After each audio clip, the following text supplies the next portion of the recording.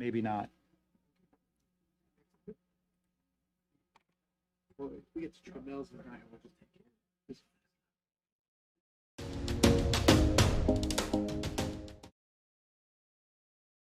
So excited about all the things, great things going on in East Baton Rouge Parish. We will be live on our YouTube stream for this event, as well as a Facebook live stream. So we are double teaming it today. So I would like to kick this off with our volunteers in public schools, Ms. Hendon, to come up and if you want to come right on up. I'm sorry. I was reading too fast. So I'm going to let you make the announcement. Thank you and welcome. Yeah, not yet. Let's see. Keep trying. Let's see. There you go. Okay, there we go. Do I control this myself? Oh, I see it's working. Good evening, everyone. Good evening. I am Scott Hendon, the new volunteers in public schools, community partners, and volunteers director.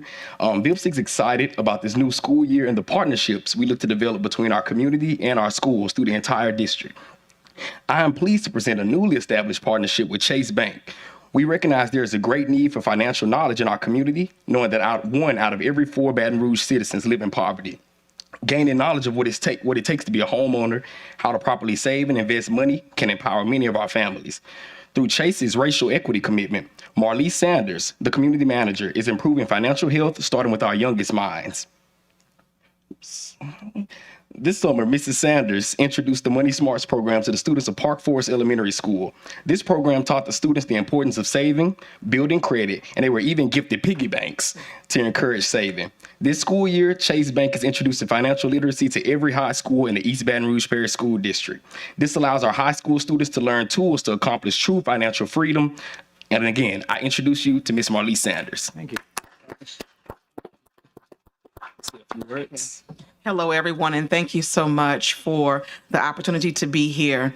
I am so proud to be able to be a part of this Baton Rouge community to go back and reinvest in what we know to help our citizens, our students, and our small business owners here. So thank you so much for this honor. Greatly appreciate it and look forward to the continued work in our community with Chase Bank. Thank you. Thank you so much. Hang on one second. We're going to take a picture.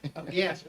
On behalf of the school board and the superintendent, I'd like to present this to you. And as a faithful Chase customer, I appreciate all that you do in our community. Thank you very much. Really appreciate it. Thank you. Thank you so much. Thank you. I appreciate it. So we're going to take a picture this way. Oh, Okay. excuse me. Okay. Okay. Right here. Right there. Perfect.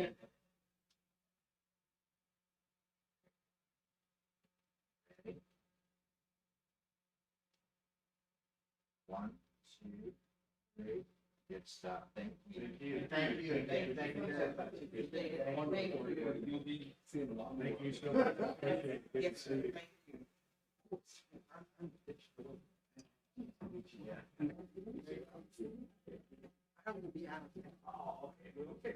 Yes, sir. Thank you so much to Chase Bank. We appreciate you so much helping with our children on financial literacy. We move now to the Exxon Mobil Summer Internship. Mr. Niecase, would you like to kick us off? Yes, sir. Thank you so much, Mr. Tatman, Dr. Narcisse, and Mr. Goday as well. We're excited tonight to be able to recognize students who participated in the ExxonMobil internship program this summer. Going back to the spring, ExxonMobil, we worked with them. They gave us materials. We recruited heavily. We sent information out to our teachers, to our students, through all of our communication streams. And we're so excited that we had 5 of our students participate in the program. And so tonight, Mr. Carl Raymond from ExxonMobil will come up and talk about the program. Many of you had a chance to see the students actually present what they learned. So it was really exciting to see that, and they'll talk about that as well. So again, great partnership, and can't wait to recognize these students and the work they did. Thank you.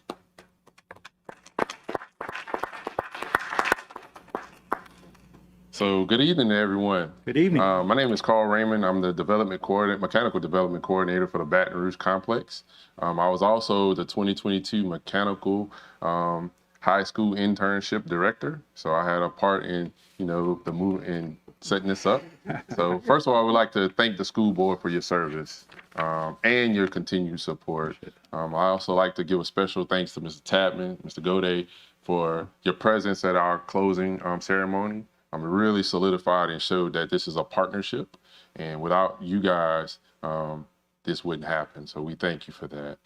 This year we were fortunate to invite 10 students from local Baton Rouge area high schools to participate in an 8-week curricular where we exposed them to highly skilled, highly paid crafts and really showed them that there's a plethora of opportunities that's out there for them. We challenged them and we really drove them to take advantage of this opportunity and the shadowing opportunity that we had with our ExxonMobil professionals.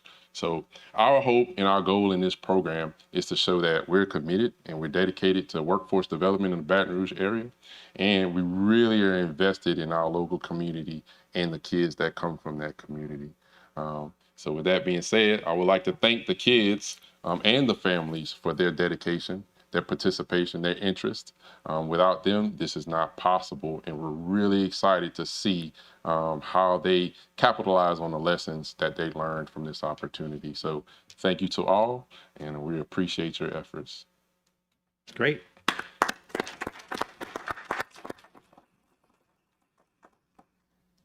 So are you going to do them in order, Mr. Nikes or Mr. Raymond? Yes, we have slides, so we can go ahead and start with the Okay. first student, and we can have them come up one at a time, and we can go ahead and give them their award. So thank you. Mr. Gordon, can you do them? You can call them up, and we just take pictures. All right, so we're going to start with Mr. Carlos Lee from Baton Rouge Magnet High School.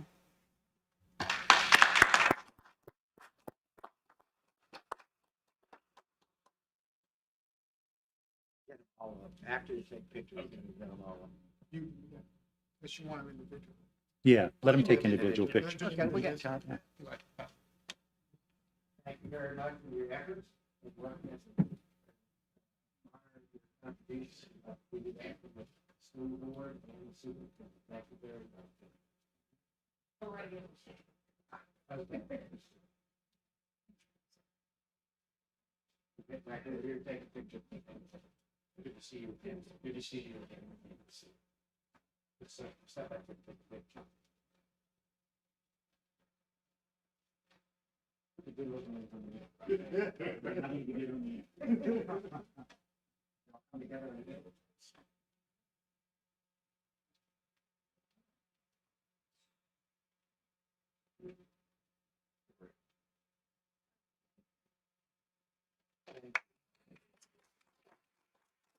And we go to our next student, Christian Spikes, Liberty High School.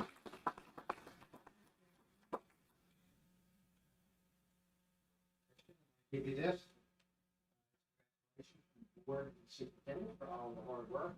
Go Patriots.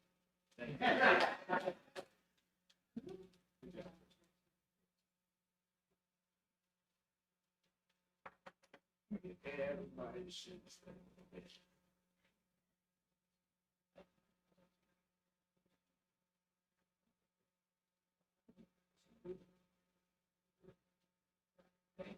Audience is still paper. Got it?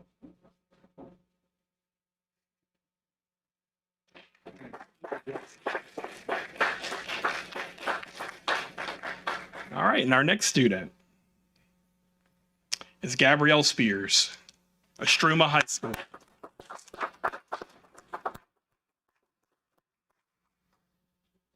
we go. Congratulations on your hard work this summer. That's from the board and the superintendent.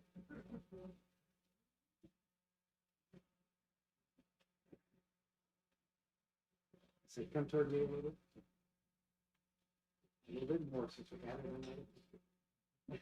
Can we get us all in? I can.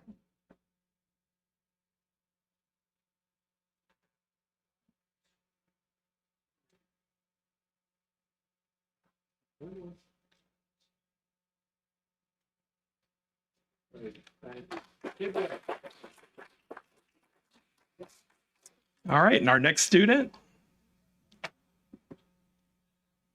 is Jaden Moody, Estruma High School.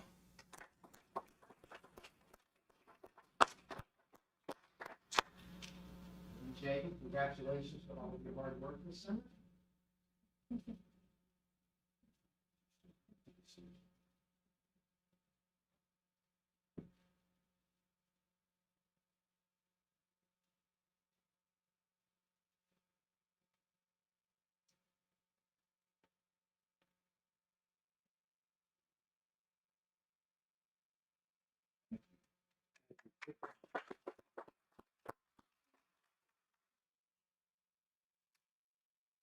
And the next student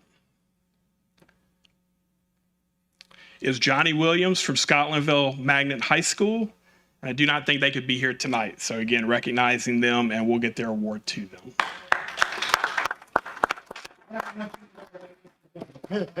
One of these. Thank you to all the community efforts. Appreciate it very much.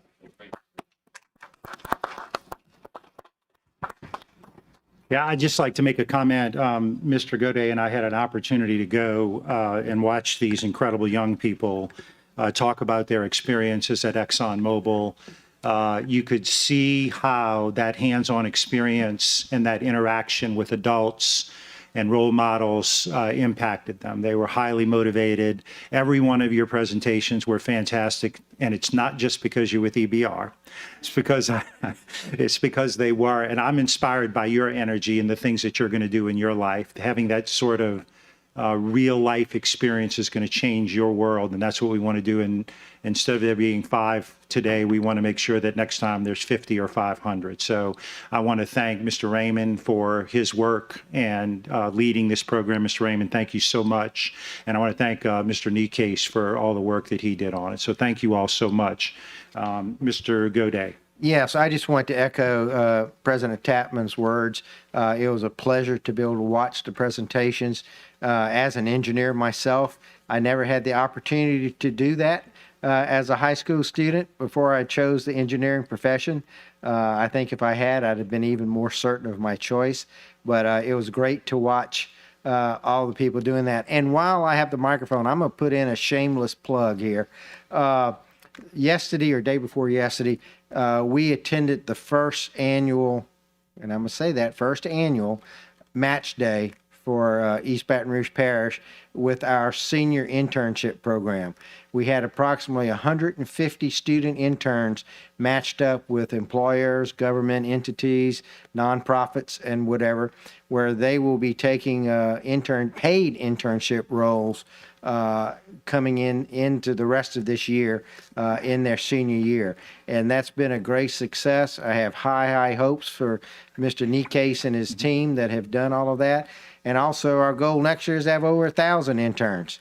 So we had, I think we had over 300 students apply, but we only had 150 slots to put them in as all of that worked. But next year, if you're an employer out there listening to this, we would much hope that you would put in and work with us in order to give these students an opportunity to intern and get a taste for what the real life world looks like out there. And not only that, to earn some money. And we hope that this will show them the need to continue the education, their need to graduate, which will result in better academics and better graduation rates and a better preparedness for when they go to college or whatever career they go to. So I just wanted to give a shout out to Mr. Nikase and his team and our superintendent for that work. It was impressive watching those students and watching the local businesses pair up at that ceremony. And so I hope it's the first of many more to come. And I hope it's the smallest one we ever had, because I hope it gets bigger and bigger from that point. So thank you, Mr. Nikase. Thank you for your team. Thank you for everybody in the Baton Rouge community that participated. And to me, it was a wonderful start to a brand new program. Thank you.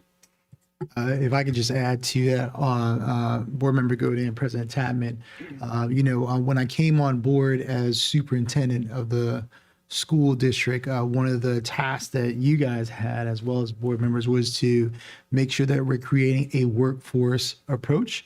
and getting our children to have real life experiences in that work, and adding the $15 an hour that they're going to get in learning what they actually want to become helps to remove barriers and opportunity and access for them to have that work. One of the things that I always share is Baton Rouge. Since I arrived, I noticed that Baton Rouge is a city that has a lot of resources. And our goal is to coordinate those resources with the success of our children. And we have 41,000 reasons to get that right. And so we're excited that this pathway for our match day and internship work, as Board Member Gaudet, you gave the numbers. We had 300 plus students that applied. We start off with 150, but yet next year will be 1,000. Will be the number, and then the year after that will be 2,500. And so the reason it's important is we have 10,000 high school students in this school system, and a part of our pathways work has been to not only provide kids with opportunity and access to higher level courses and those things, but also get them in the pathway for industry-based certification and to get high wage, high demand jobs.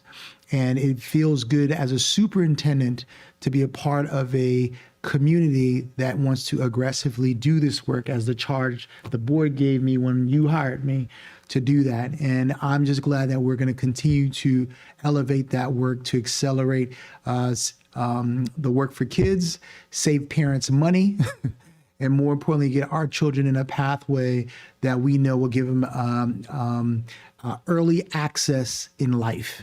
I sit here because I am a product of that. So I wholeheartedly believe that every day as I wake up and I lead this district in this work.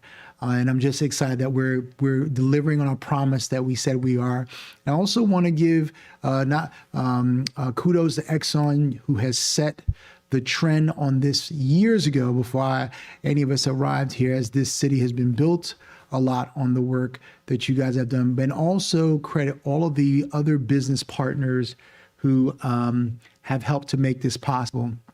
And also the parents and family members that are entrusting us with their children every day.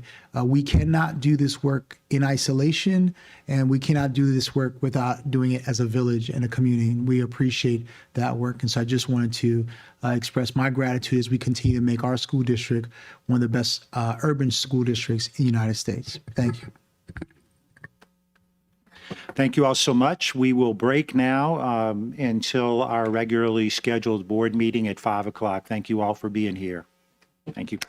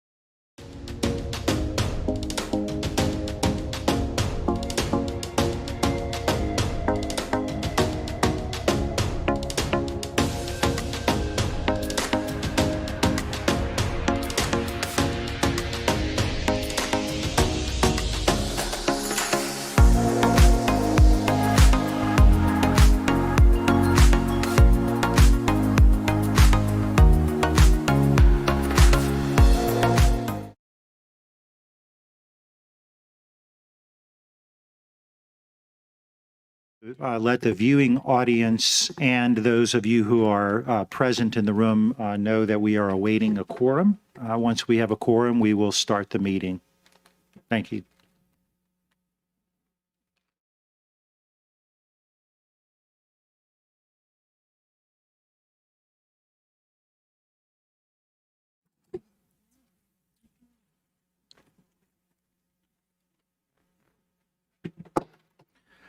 Like to call meeting opening for the East Baton Rouge Parish School System for Thursday, September 15th, 2022. I would like to take a moment to read a board meeting decorum statement. As a reminder to the public, the following rules of board meeting decorum may be found in Board Policy BCB. It is in the public interest that meetings of the school board or its committees in handling the public's business be conducted in an orderly and dignified manner. To this end, the following rules are established for the conduct of all persons, including school board members and staff members attending a meeting of the board or its committees. No signs, posters, placards, etc. shall be affixed to the walls, doors, etc. of the school board office building or any room therein, except by the school board staff in connection with the school board business, and then only with the permission of the superintendent and/or his or her designees. No sign, placard, or poster which is carried by hand shall be permitted in the school board office, building, or any of its rooms. All persons attending meetings of the school board or its committees must be recognized by the presiding officer before speaking. In return, the presiding officer and other school board members shall courteously receive comments made by such persons.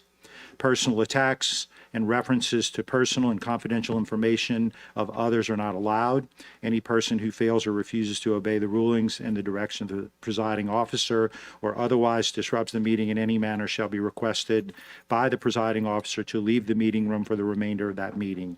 If any persons refuse to follow the directions of the presiding officer shall cause such person to be removed from the meetings as authorized by Louisiana Revised Statutes 42:17 and other applicable laws of the state of Louisiana. So we move now to the invocation, which will be led by School Board Member Connie Bernard, and we will be led in the Pledge of Allegiance by a cadet who will be introduced by Army Instructor Sergeant First Class Theodore Crockett. Will you all please rise? Bow your heads, please. Almighty and gracious God, we, your children, gather here to share for the good of this school system and the common good, the gifts and graces you have given us. As we plan the work of this school system, help us to be mindful of your charge for us to be wise stewards of this world and its resources. We are responsible not just for money or success, but for the well-being of all whom we employ and all those families we serve. Guide us so we think wisely, plan carefully, and act diligently for the life of the East Baton Rouge Parish School System. Lead us always to make choices based on your teachings. Let us remember that you wish us to practice justice and walk humbly with you. With your guidance, we will, Lord, work to serve you as we serve each other through the various departments of this school system. We acknowledge that all we have is a gift from your almighty hand. Direct us to only make those decisions and plans that honor the law you have given us, serve the people we represent, and establish an organization that has a moral and social conscience. In your name, amen. Amen. Sergeant Crockett.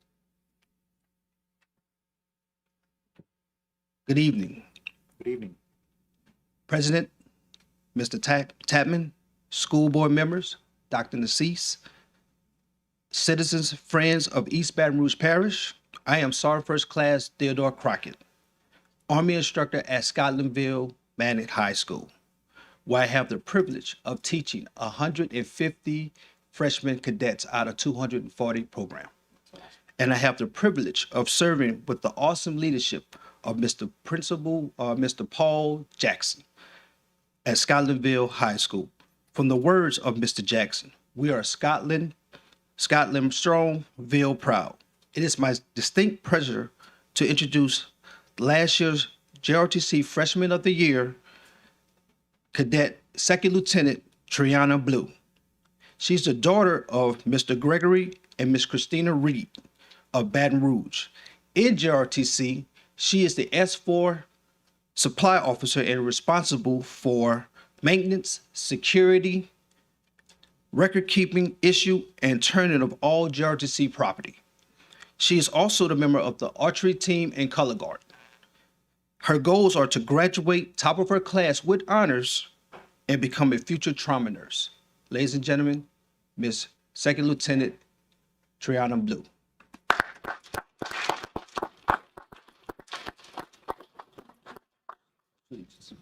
I pledge allegiance to the flag of the United States of America and to the republic for which it stands, one nation, under God, indivisible, with liberty and justice for all.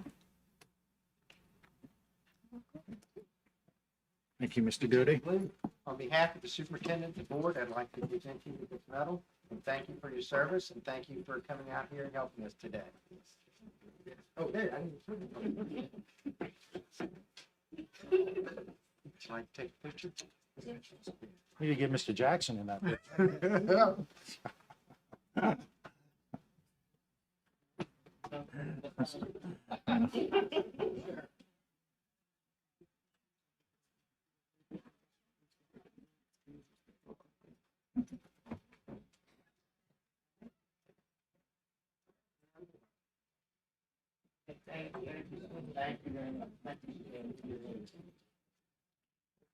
Thank you all. Appreciate it.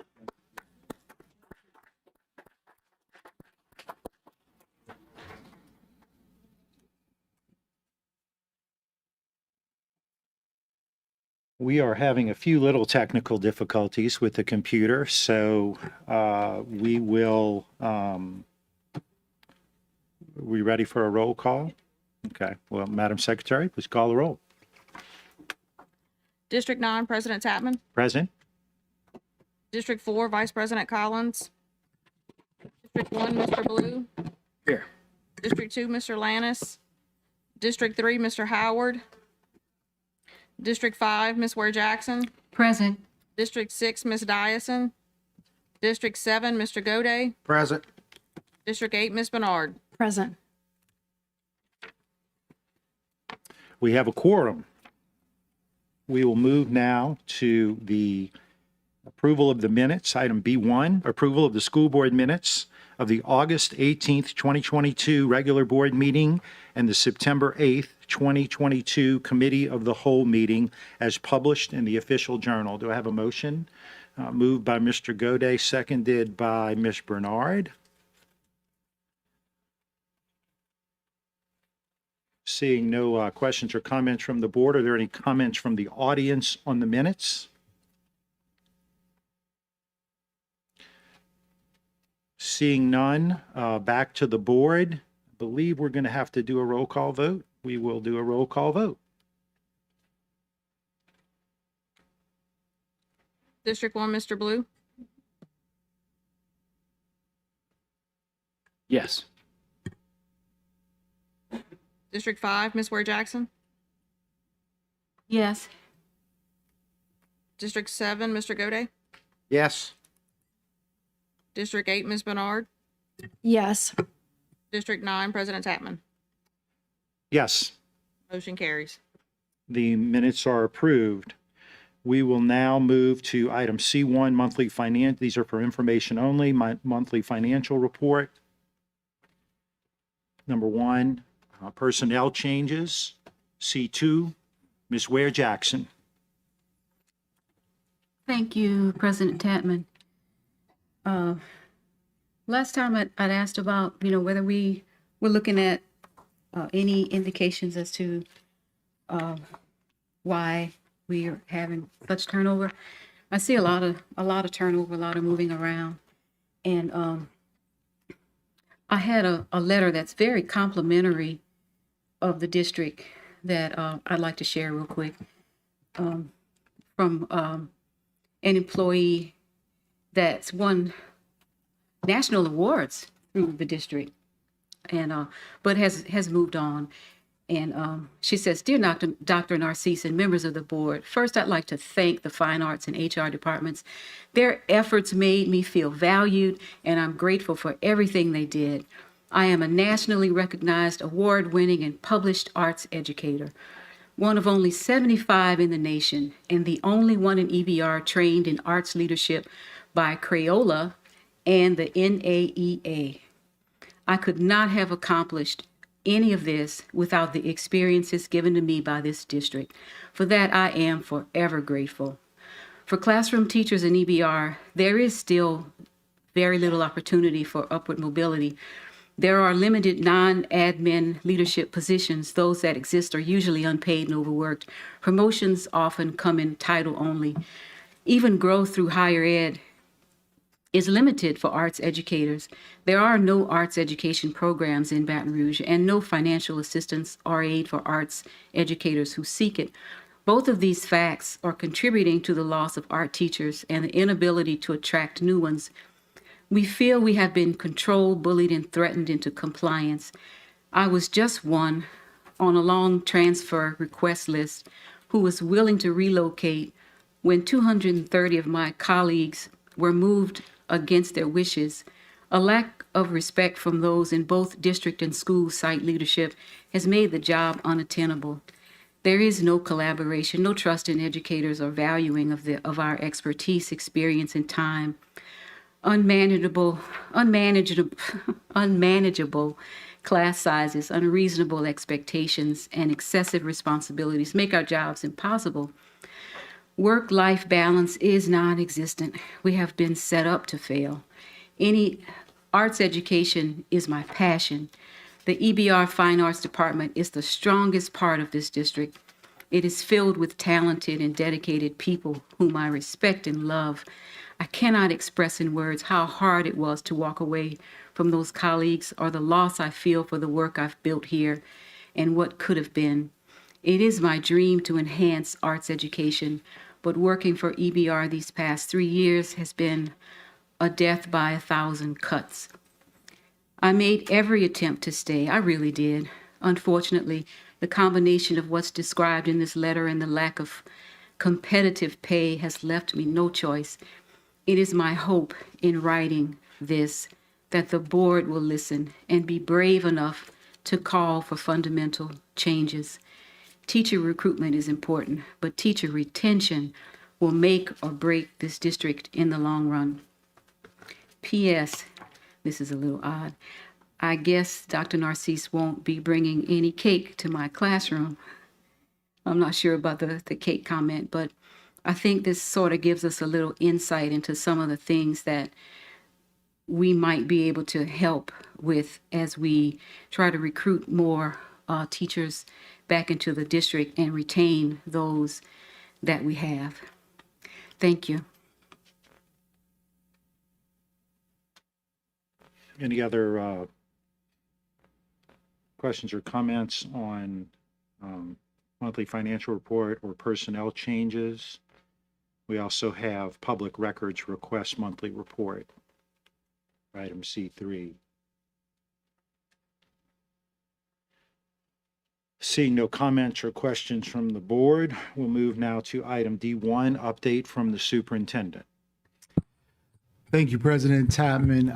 It's just so exciting about what great work that our 6,000 employees and 3,200 teachers do every day, committed to our work. This was a wonderful week for the East Baton Rouge Parish School System.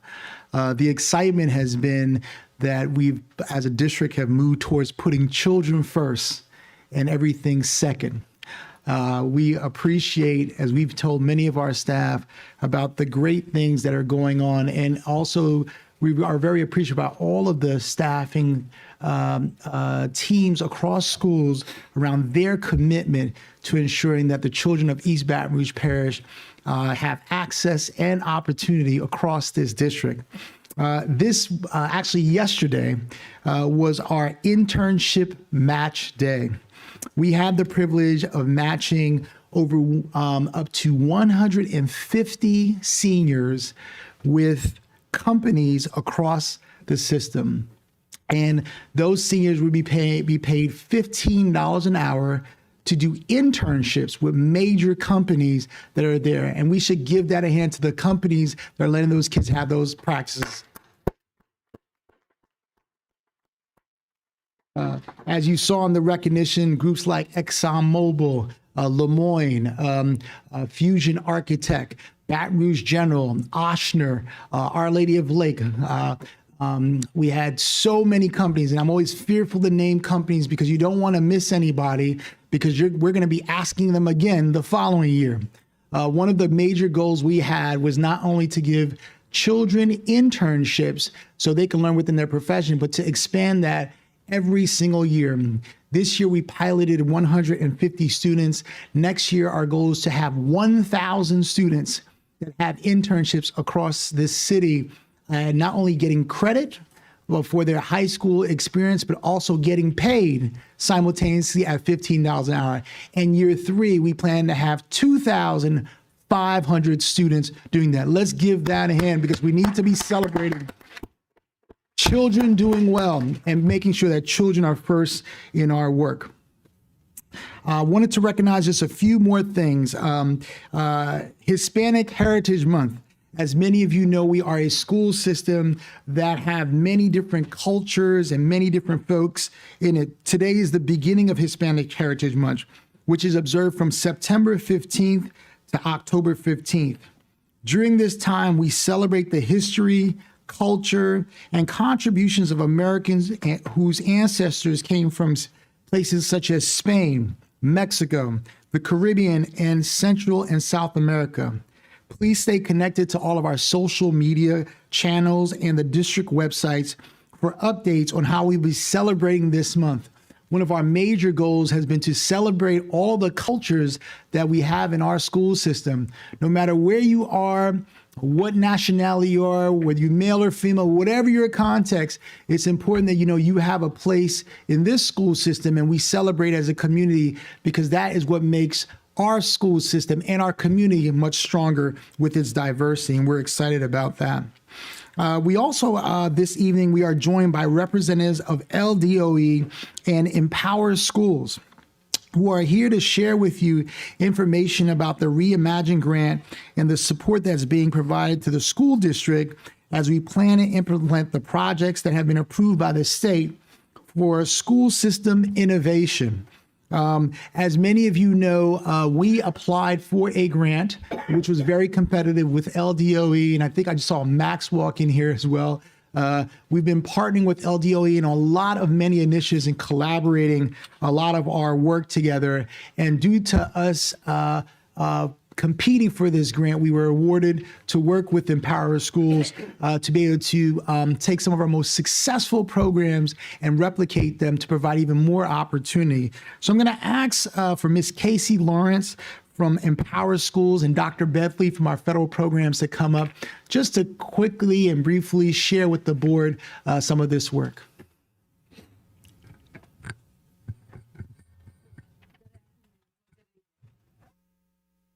Today, as promised, we have our consultant from Empower, Ms. Carrie Lawrence, who will present to you. And we also have representatives from the State Department, Dr. Tolleton and Dr. Matthews are here with us as well, and as long as also our Reimagine team. Raise your hand. So today, we're going to let Ms. Lawrence talk to you about Empower. Sure. Good evening, everyone. My name is Carrie, and I work with the nonprofit Empower Schools, as y'all have mentioned. And I'm here on EBR's request to share more information about the Reimagine School Systems Grant from LDOE. So starting this off, just a quote from Dr. Brumley, that when Reimagine was launched, the vision was to encourage school systems to create new high-quality educational opportunities, to be innovative, and to challenge themselves in their students. And that's exactly what your system is proposing doing with these grants. As Dr. Narcisse mentioned, this was a competitive grant process. So first of all, congratulations. Wanted to show on this slide that there were 80 applicants for this grant. There were 36 grants awarded, and these are 2 of those grants. and 17 parishes are represented from the awardees that's on the map here. And as I mentioned, it's a new grant funding opportunity from LDOE to plan and implement transformative and innovative, sustainable local innovation. So I want to share more about the structure of this grant. This grant is divided into a planning phase, which is called phase 1, and an implementation phase, which is in phase 2. And the grant is structured so that LDOE will assess completion of phase 1, the planning phase, and before moving the system on to the implementation phase in phase 2. So right now, me and my team have been supporting the EBR Reimagine team to identify the action-specific deliverables, to begin completing some of these deliverables, which I'll talk more in detail about what I mean by that, and of course, to communicate progress to LDOE throughout. So once all of these have been completed, we will submit a request to LDOE to assess our progress. And if approved, then the larger amount of implementation funds would be released and we would move into implementation. So this grant is structured with LDOE recommending systems taking a planning year. EBR is taking this planning year right now with a goal of implementing in 23-24. And I mentioned deliverables. So deliverables are essentially what drives the planning process. These are documents that each system is completing, but is completely customized with all of the content from each system to drive these conversations that are really deep and meaty conversations about planning and what it takes to actually do this work. And then, of course, a rubric. So LDOE has developed a rubric to create a bar of quality for what they're expecting in the deliverables that are created throughout this grant process. And there is an advisory committee, which I'll speak about in a second. And once the advisory committee finalizes each deliverable, it's submitted to LDOE for scoring against this rubric. So today I'm here to share more about 2 specific Reimagine grants awarded to EBR. We have one for the Baton Rouge Center for Visual and Performing Arts, BRCVPA, and the Foreign Language Academic Immersion Magnet, FLAME. So 2 different schools, but a similar grant structure, which is why that we've looped them together in this presentation, and that the goal is to expand one grade at a time. So you can see in the table and below that next year, the proposal is to expand to grade 6, following by expansion to grade 7, followed by an expansion to grade 8, to have a full continuum of rigorous, unique model-aligned instruction from grades pre-K to 8 by the end of school year 25-26. And there's also funding amounts listed here. Each grant was awarded $300,000 in the phase 1 planning phase, and if successfully approved for phase 2 implementation, would each receive a little over $1 million each. And I will hand it now to Dr. Bethley to share more about the grant's alignment to the district. So, as you know, both grants are directly aligned with our district's mission, vision, and our overall strategy. Our mission, of course, is inspiring humanity through transformational learning in the classroom and in the community. So the transformational learning will occur at both schools, will allow for immersion programming and also for visual and performing arts programming. The learning inspires humanity both in the classroom and beyond as students develop new perspectives and skills. So, of course, the grants align with our vision. The key focus of our vision is to increase high-quality educational options by expanding successful schools. Of course, with our expansions in both schools, this will allow for exceptional programming that will enable all of our students to cultivate the competencies and their desired pathways that will enable them to participate in a more modern workforce. So I've mentioned an advisory committee. I want to share more about what I mean by that. The Reimagine grant requires the establishment of an advisory committee for each grant, which is made up of district leaders with the goal of providing input and feedback on these planning documents that I've mentioned, and also work to bring this vision to fruition by building consensus and communicating about this work across the system. You can see here the list of the advisory committee members. being from the chief of staff and other director level positions, and of course, the principals of each of the 2 schools that we've mentioned. We also have a list on this slide of the dates of each advisory committee meeting. So you'll notice that 2 have already been conducted, and the work with the advisory committee will wrap up by January of 2023. I also want to talk about the project coordinators. Each Reimagine grant has a project coordinator, and I'm lucky to get to work with 2 from East Baton Rouge, and they serve as a key point of contact for anything Reimagine. They work on weekly planning meetings, if not more, with me and my team. They attend all the advisory committee meetings and, of course, all other LDW grant convenings. And also, I'm here to talk to you as the technical assistance support. So as a part of Reimagine, all grantees are required to work with technical assistance through the planning and implementation phase. And my organization, Empower Schools, was approved through a competitive RFA process at the state level. Our support during this planning phase is focused on making sure that we are providing as much support possible through both progress, I'm sorry, I just lost my train of thought, through project management to make sure the project is meeting all the deliverables, being finished on time, and of course completed to LDOE standards. Also providing capacity to your team. We know that district level leaders have lots of things on their plate, and so we aim to make their job as easy as possible with Reimagine and provide support to create deliverables, facilitate advisory committee meetings, and also hopefully to share a role as a thought partner in sharing any additional ideas when requested about ways to make the project even better.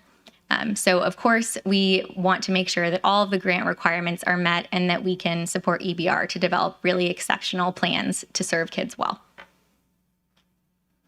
Looking ahead, we have planning is underway for the 2 grants.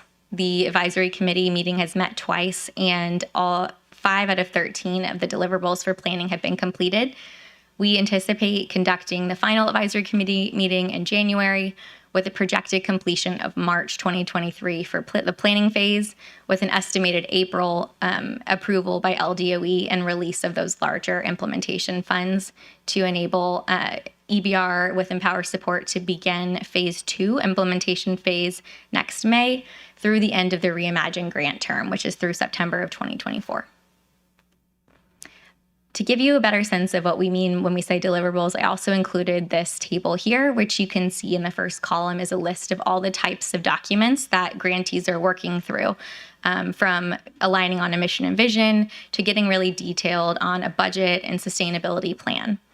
You'll also see there are yellow triangles for the advisory committee meetings and white triangles for system board meetings. So we have a question mark in the last one. We need to get the date set, but we will be back to report on planning progress to you all in the spring of 2023. So thank you so much for your time, and I hope this was helpful. As I mentioned, the group will be back to present to you in spring of 2023. And also one of the deliverables is a stakeholder engagement plan. So there will be board touch points, of course, incorporated up throughout. Please reach out to the project coordinators with any questions. And I believe the board has a copy, but there's also linked here a Reimagine participant guide with lots of information about the grant should you want to dig very deep.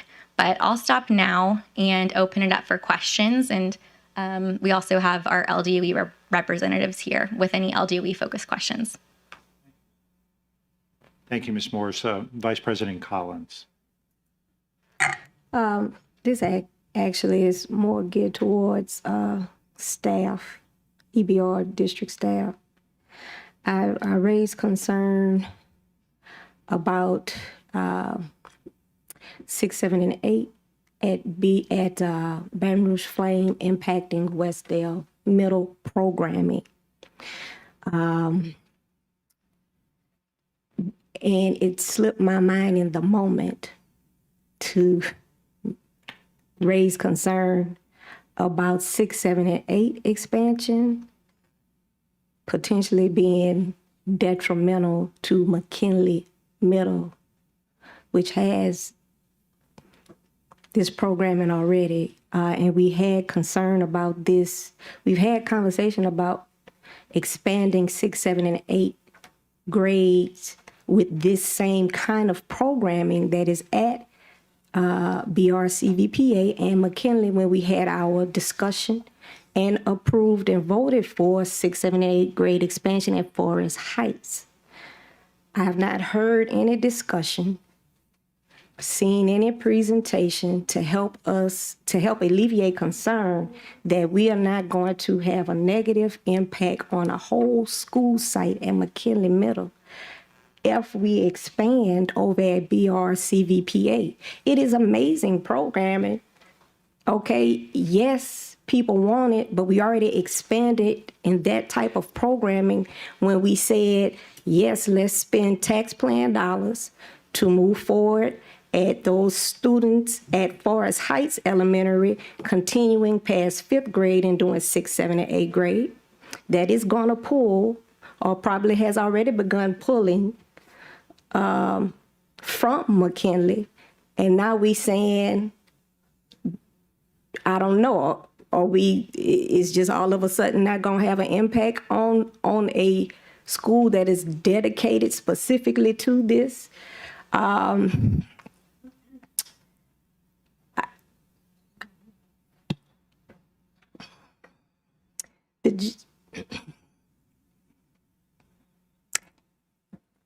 The general frustration beyond this is that we consistently get presentations on amazing ideas, but it doesn't take too much scratching to raise significant concerns that have not been planned for.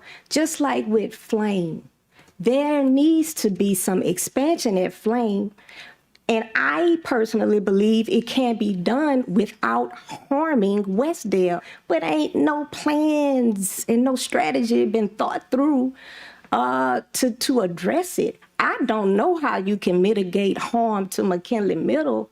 Maybe we can, and maybe there won't end up being enrollment problems at McKinley Middle, but I don't see it, and I'm just raise concern. I know this is a grant. I know we're in a certain phase, this, that, and the third. I appreciate the update, but I have to raise those concerns because we haven't heard it thus far addressed. And I hate for us to get to the last phase and then, oops, we have a major problem. And then also in terms of BRCVPA, has there been conversation with CSRS, or do we just happen to know in terms of land space usage and them getting their new school with the tax plan, their new school building? Do we have space for 6, 7, and 8? Is that part of what's already being, is there room to have that conversation of, well, make sure we don't do this, let's make some adjustments on that so that with the help of this grant, we can move forward without having to spend more money correcting some things to accommodate it.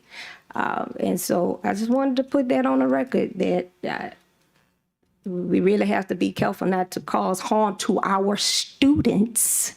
So I don't want nobody to say, I ain't worrying about the students.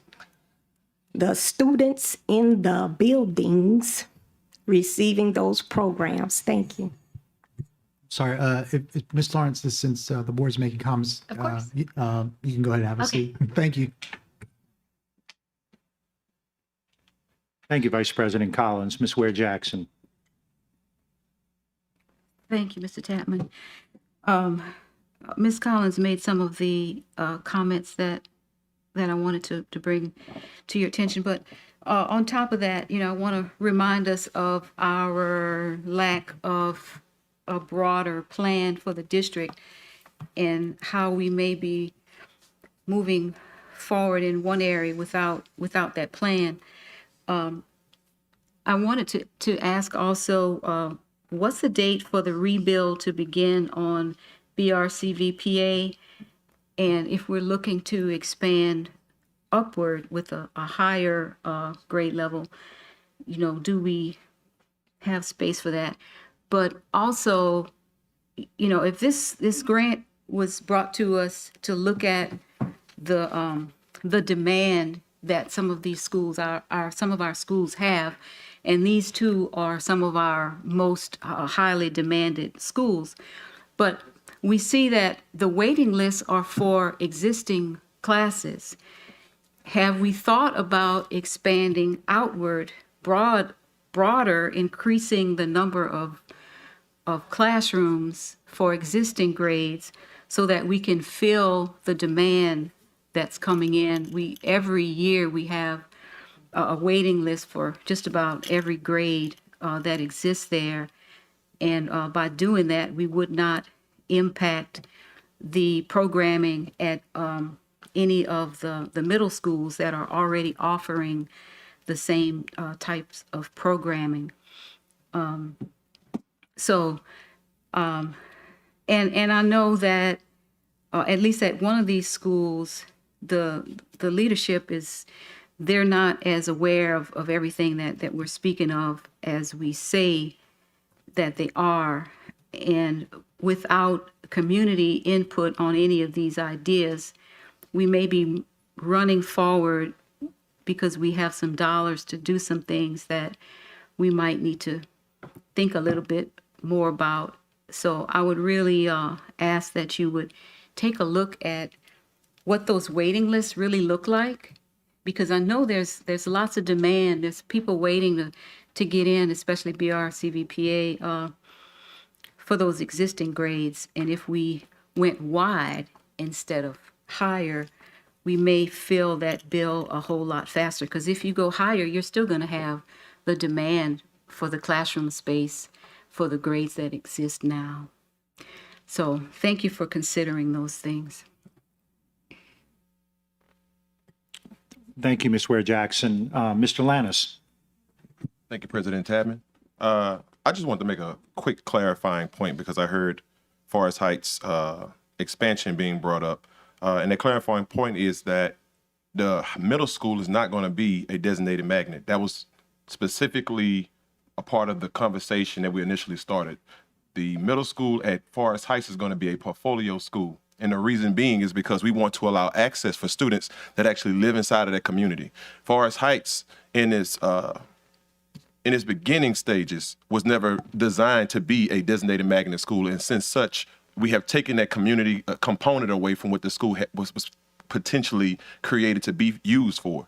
And I just wanted to bring that up as a point of clarity, because I didn't want us to group that particular instance in when that just may not have been the case. So thank you.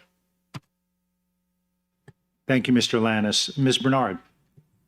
I just wanted to ask the superintendent if he has any numbers for the waiting list and if he could address the go wider comment, because in some of our conversations, my conversations with you, take it away. Thank you, Board Member Bernard. First, let me just say this because I see Principal McBride and Dr. Moore, can you please stand? Let's first give these two leaders a hand. Their leadership and their work. They are fierce advocates for ensuring great programming in their schools, and they've been a part of the conversations. We began that as we have been excited to work with Empower, who's done this in many cities like Dallas and other places to help to expand great schools in terms of quality across the country. One of the things there has, as you heard Ms. Lawrence said, in order to compete for the grant, we had to provide a number of set of data. And all of those data had to be where you had to show that the school was a demand. Also, you had to show that there was a number of set of criteria for that. The proposal was for us to make that request on expansion from pre-K-8, as you saw Ms. Lawrence shared in her PowerPoint, and then work with Empower to help us with our technical assistance on how to engage our community around whatever the expansion is. And so we are currently in the phase 1 process. As you saw in the PowerPoint presentation, there's 2 phases to that. And so I know the board is asking a lot of technical questions right now. There's a lot of set of things that have to happen, such as begin the engagement of the community. We've engaged with school leaders that are going to start engaging with the community. They've been a part of the conversations as soon as we receive the grant. And so we are in initial stages in that process. And so we will have even more details as we come down. But as you know, once you get the grant and you begin certain conversations, then you start beginning all these expansion components. And also, I would say a lot was considered in terms of the choice of these two schools, not only because they're most unique, but also there's been clear demand from families around high quality choice of schools across the parish. And so we've been trying to create more quality seats. As you know, at schools, whether you are at BRCVPA, Flame, Westdale, these are some of our most, McKinley Middle, are some of our most demanding schools. And we don't have enough seats in them to provide service. And so this is just a way to begin to provide more opportunities as we are working to balance out opportunities across the entire school district. And so just wanted to tell the board there's more conversations that are coming. We don't want to put the cart before the horse on everything, but we've had to go through all this data approach before we can even be awarded the grant. And so we're really excited about providing more opportunities accordingly. We appreciate the leadership of Principal McBride and Dr. Moore at BRCPA and Principal McBride at Flame in terms of engaging. We've also engaged them a little bit, and they've been lockstep and key as we've been walking through the process. And as we go through the next phases, we'll be starting to engage the community. And so we're really excited about that. And so, So are you saying then that the plans will be developed with community input and that these options are on the table going wider? Yes. So there's the options are wider. So the conversation, we haven't fully engaged the community yet because we've been working through our process. That's a part of the next stages.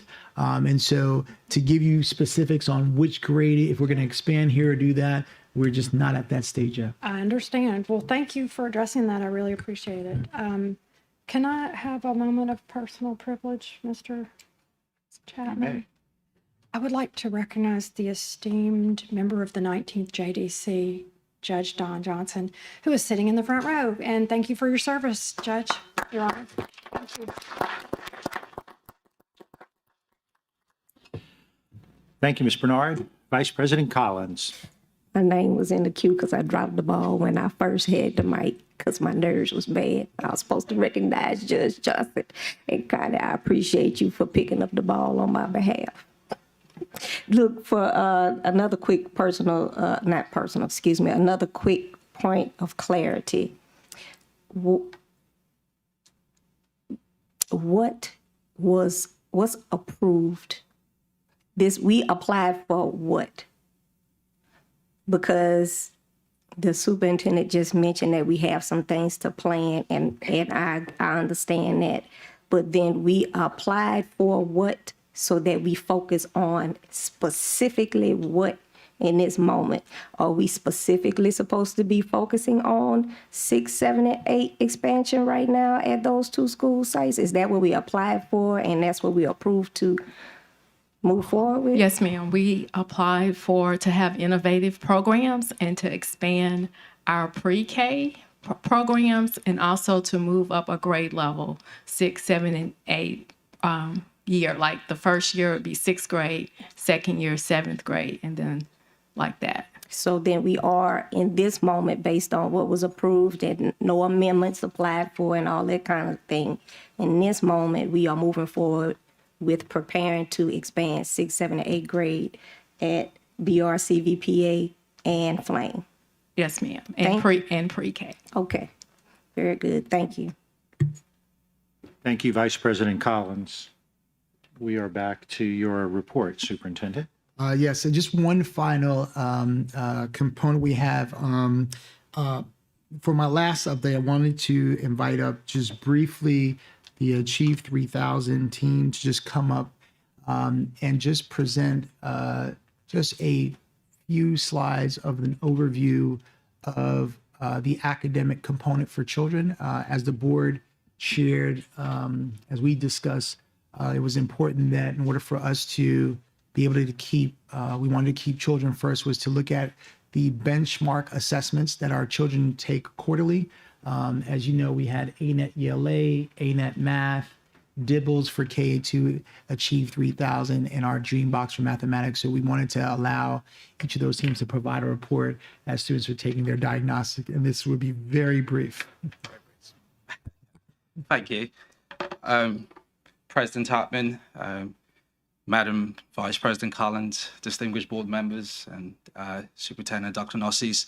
My name is Emeka Inti, and I serve as the Vice President of School and Community Transformation with McGraw-Hill. I just want to take a few minutes actually and introduce my team who's going to be leading us through the presentation today. I want to start actually with Khan Nguyen, Dr. Nguyen actually, Dufour. And Dr. Dufour actually serves as our regional director here in Louisiana. She's also a native of the state of Louisiana. She lives in New Orleans. She's a former professor at LSU.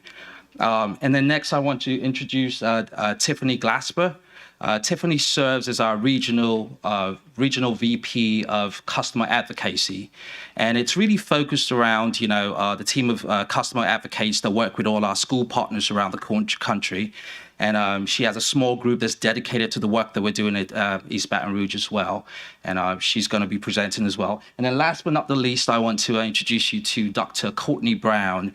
I'm sure most of you actually know Dr. Brown. She's a native here in Louisiana. She taught in the schools here in Louisiana, and she's currently teaching as well as at LSU. Her focus is around reading across the content, so it's very similar to the work that she's doing at Baton Rouge. So I'll be available again to answer any additional questions, but I'm going to hand over to my team to actually do the presentation. Thank you.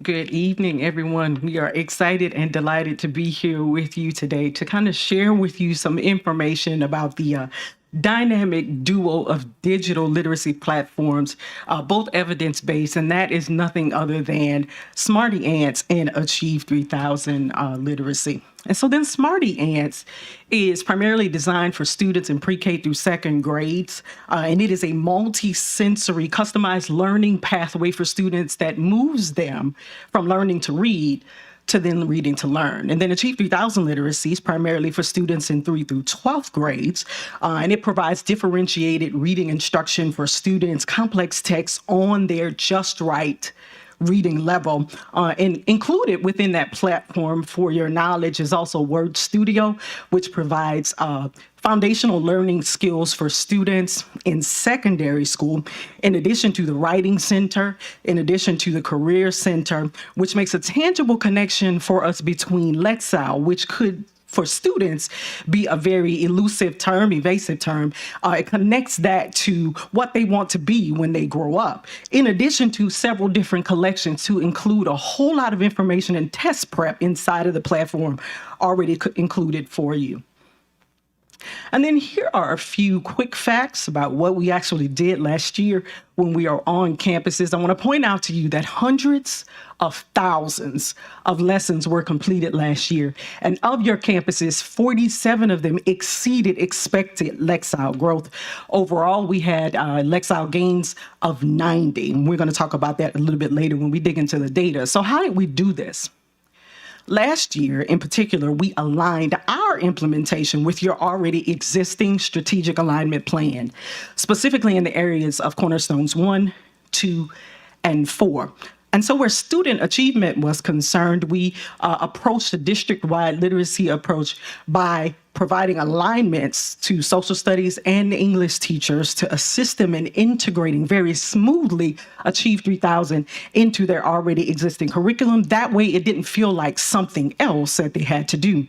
Secondarily, with our partnership, our community partnership with EDU Inc., we provided to over 6,500 students at both career fairs the opportunity to apply to 60 HBCUs for the low price of $20.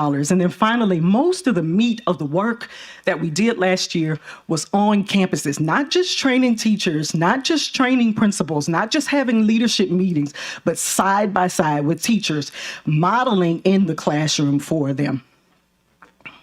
Here's just a high-level look at our Smarty Ants performance data. I want to draw your attention to our pre-K students. I know we've been talking a lot about early literacy, and you'll see here on this particular slide that students who entered on pre-K level, by the end of the academic year, 431 of those students moved to kindergarten level. I want to point out to you that 23 of those students moved to first grade level, and then we had one student who actually moved to second grade level from pre-K. A lot of our students also finished the scope and sequence within Smarty Ants, and those students who finished that second grade, we moved them right into Achieve 3000 literacy without delay. And also for teachers, at the discretion of teachers and principals on campuses who thought that maybe some of their third through fifth grade students needed more assistance, we provided that through Smarty Ants as well. And so I'm going to call up my colleague here and tag in on some data. Good evening. So here you see what we did with the implementation Courtney just talked about. What was the impact? So one thing about literacy is we look at not only just how often are the students using, how are the students actually performing? We don't want students on a program when the quality is actually low. We want you to go in and actually be successful when you complete the lessons. So overall, as a district, elementary to high school, the average Lexile growth for the district was 83 Lexile points. That was what we expected your students to grow. You actually grew 90 Lexile points. So as a district, you exceeded the Lexile growth. Then we look at different sub-pops, just looking at usage. For students who logged in consistently one lesson a week, didn't matter what the quality was, didn't matter their grade level, what was their Lexile growth, they actually grew 116 Lexile points. And to put that in perspective, in your package, you will have a Lexile chart. And when you're looking at triple-digit Lexile gains, you're talking about grade levels growth. So we have, go ahead. So can you tell everybody what Lexile is? Lexile is the reading measure developed by Metametrics to track, to standardize tracking reading growth. Okay, so we had several students in the district who actually, we have some students, if we're being honest, that are grade levels behind. We're talking 4, 5, 6 grade levels behind. So when you see students moving through this program, you're starting on a second grade level and you're in 8th grade and you're ending on a 7th grade level. That is to be celebrated. You're not where you need to be, but you are certainly headed in the right direction. And so when we look at students who just, when you get on, you may not be getting on consistently, but when you get on, you're performing with quality, meaning 75% or higher on your first try score. Those students grew 153 Lexile points. Look back at what we said the expected growth should be, 83 Lexile points. You've got students growing 153 Lexile points. And then when you put the two together, usage and performance, one lesson a week at 75% or higher, 208 Lexile point gain for those students. You had over 2,000 students do that. So that's 2.5 times the expected growth. And then for your students who got on 2 lessons or more a week at 75% or higher, their Lexile gains were even more, obviously 245 Lexile points. And so then we look at, that's just overall as a district. How does that look demographically and academically?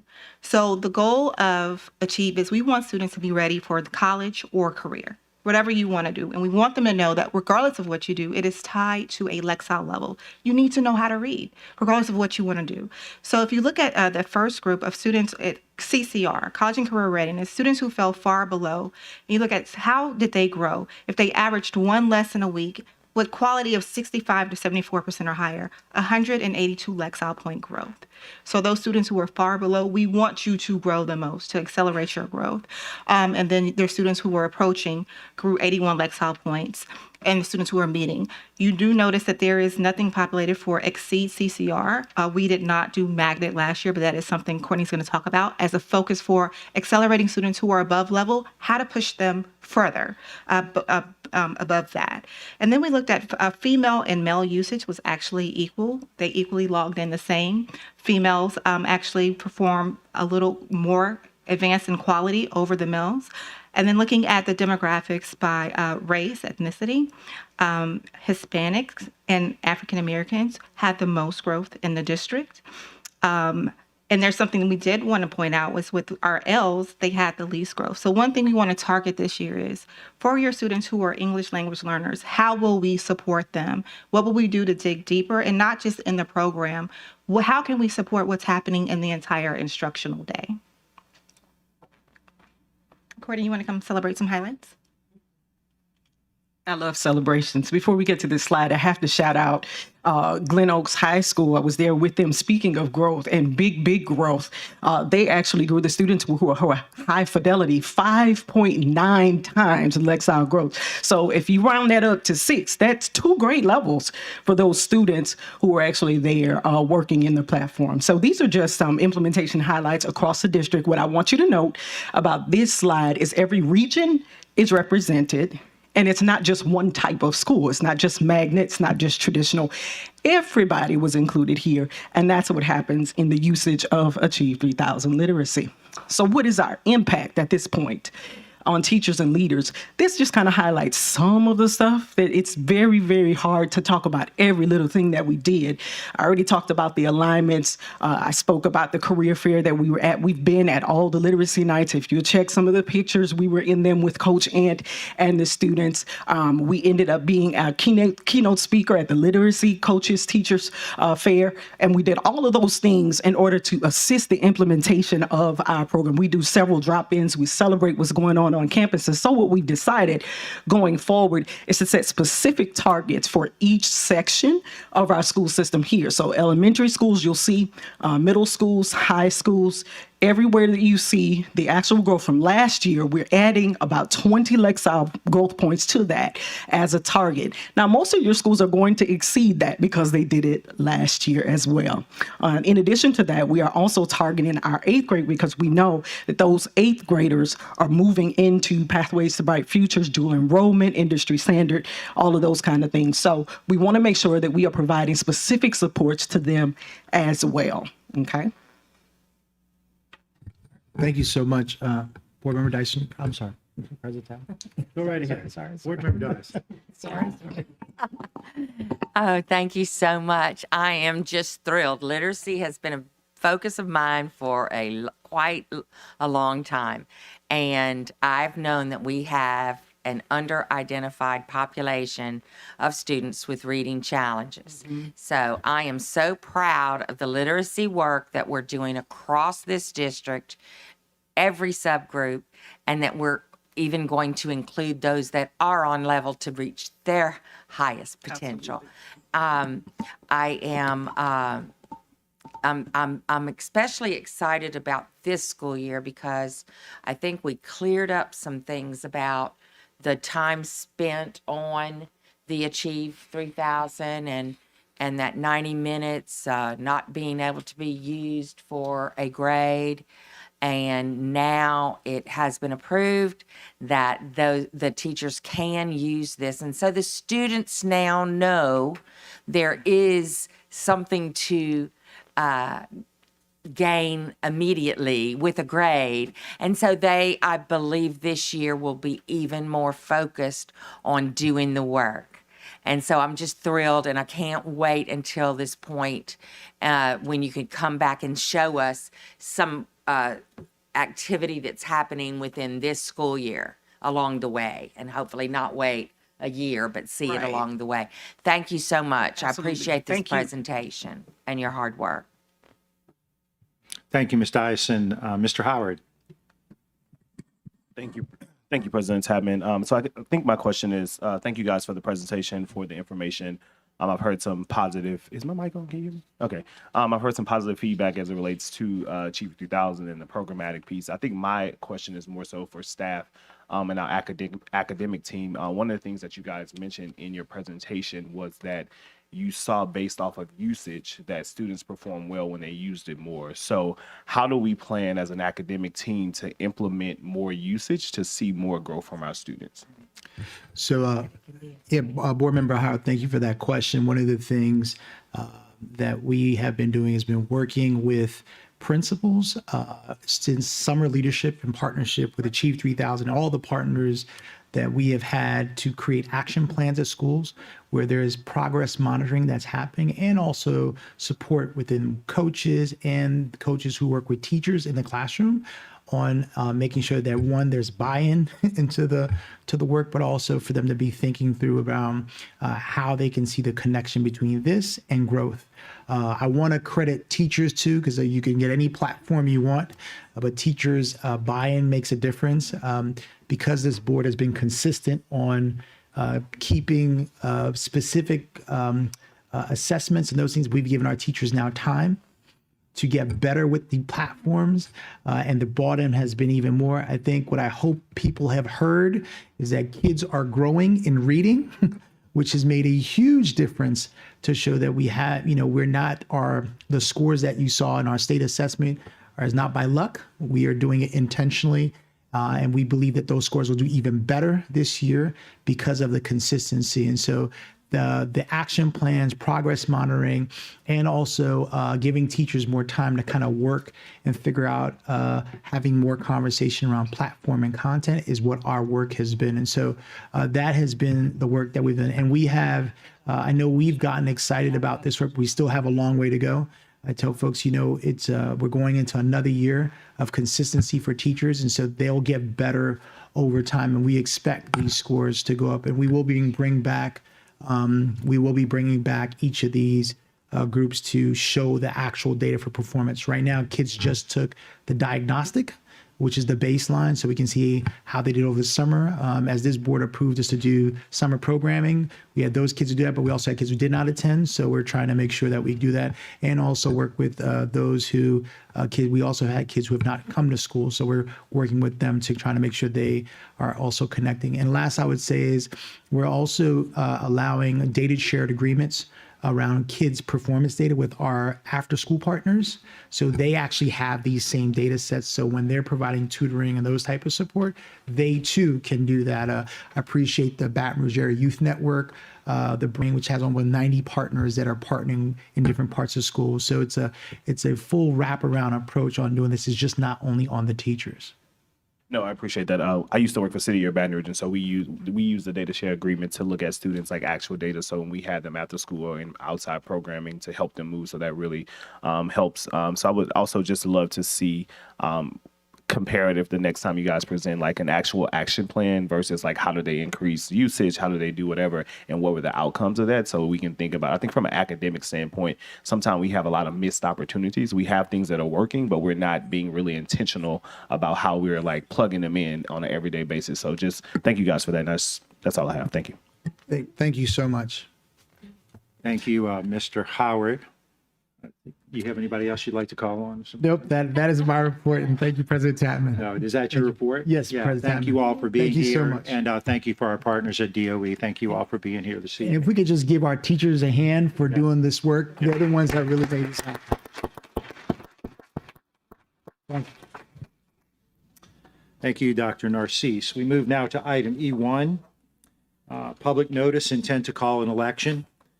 Notice is hereby given that at its meeting to be held on Thursday, October 20th, 2022 at 5 p.m. at its regular meeting place, the East Baton Rouge Parish School Board Office, 1050 South Foster Drive, Baton Rouge, Louisiana. The Parish School Board of the Parish of East Baton Rouge, State of Louisiana, plans to consider adopting a resolution ordering and calling an election to be held in Consolidated School District Number 1 of the Parish of East Baton Rouge, State of Louisiana, to authorize the renewal of ad valorem taxes therein. Do I have a motion? Oh, you don't need one? That's, well, all right. Well, no motions. How about that? Okay. So we move now to item F1, reports from board appointees, committee, agencies. Any, Mr. Goday? Yes, thank you, President Tapman. I would just like to announce that the Volunteers in Public Schools has a wonderful way for everyone in the parish to participate in this effort. They will be partnering with Chick-fil-A for VIPS Spirit Day. So on Thursday, September 29th, this coming September 29th, between noon and 10 p.m., everything you buy at the Chick-fil-A at Burbanks and Ben-Hur Drive, 20% of the sale will be contributed to our VIPS program. Everyone out there, I know everyone loves Chick-fil-A, so if you want to go by Ben-Hur and Burbank on September 29th and buy Chick-fil-A for you and your family, 20% of that tab will go to VIPS. So your contributions would be greatly appreciated. Thank you. Thank you, Mr. Goday. And if you thought Chick-fil-A was crowded before, wait till now. Huh? Thank you. I appreciate that.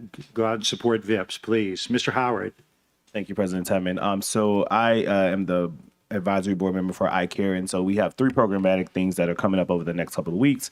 So first is tomorrow, September the 16th, from 10 to 2 at the State Farm on 7035 Jefferson Highway. There is a car seat safety check.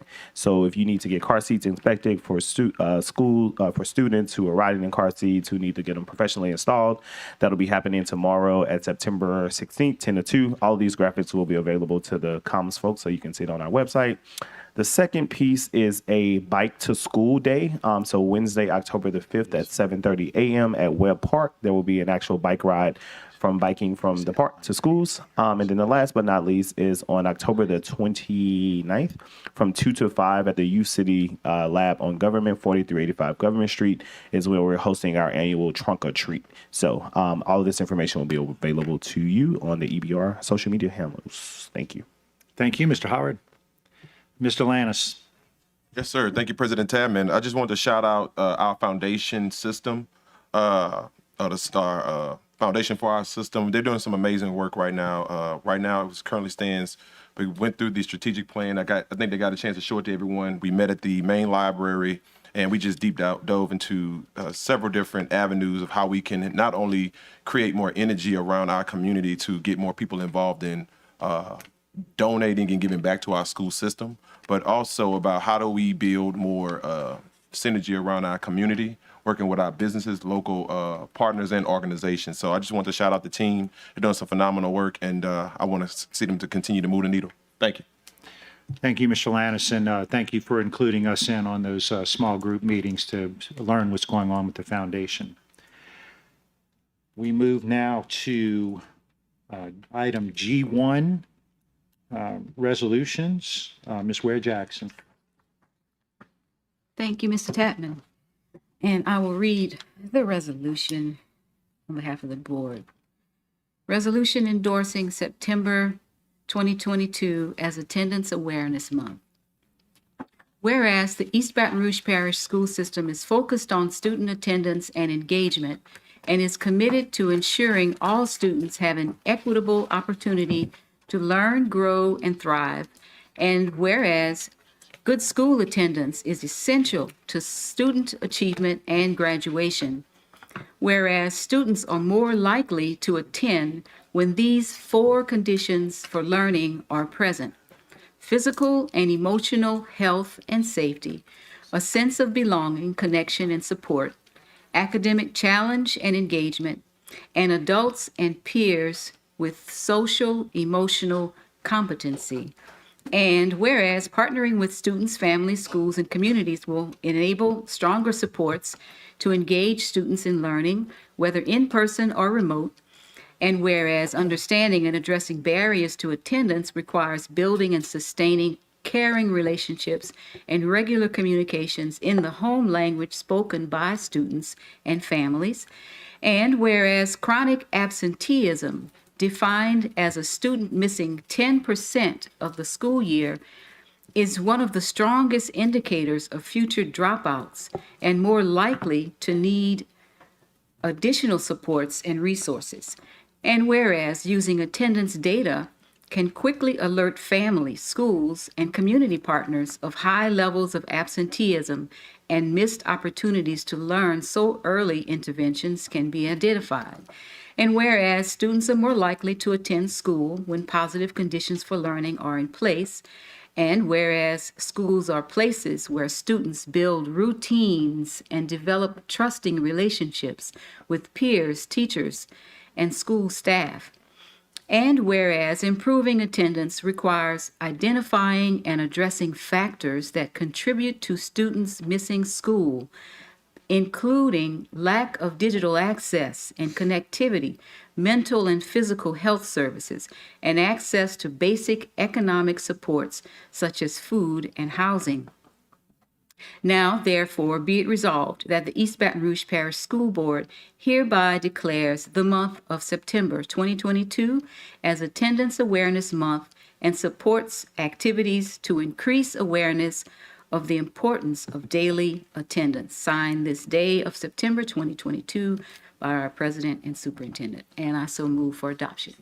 Moved by Ms. Ware Jackson. Mr. Lannis, did you want to second that? Is that what that's for? Yeah, okay. And you're on the board. Accidentally? Oh, no, I'm sorry. Okay, no worries. Okay. Let's see, Ms. Ware Jackson, are you up again, or did you? Yeah, just a question. Yes, ma'am. This is a wonderful resolution, and I'm wondering what's the purpose? What do we intend to be the outcome? I think for that question, Board Member Jackson, I even see in the back, we have Judge Grover is also here with us. We're so excited about the partnership. As you know, students, we cannot do well if students are not attending school. We've had challenges, especially in the upper grades, for students' attendance in particular schools, and we've been working hard, many of our departments, to partner together, not only on the school system side, but all governmental agencies coordinating together to go out to schools, go out to homes to be able to get children to come back to schools, and also peel through the challenges of all the social elements in the communities that are happening. And so just as we were at Metro Council yesterday with the proclamation, our goal has been to work and coordinate amongst multiple agencies to go out to be able to go out into schools from our offices with CWA and other partners, that we bring children back into the school.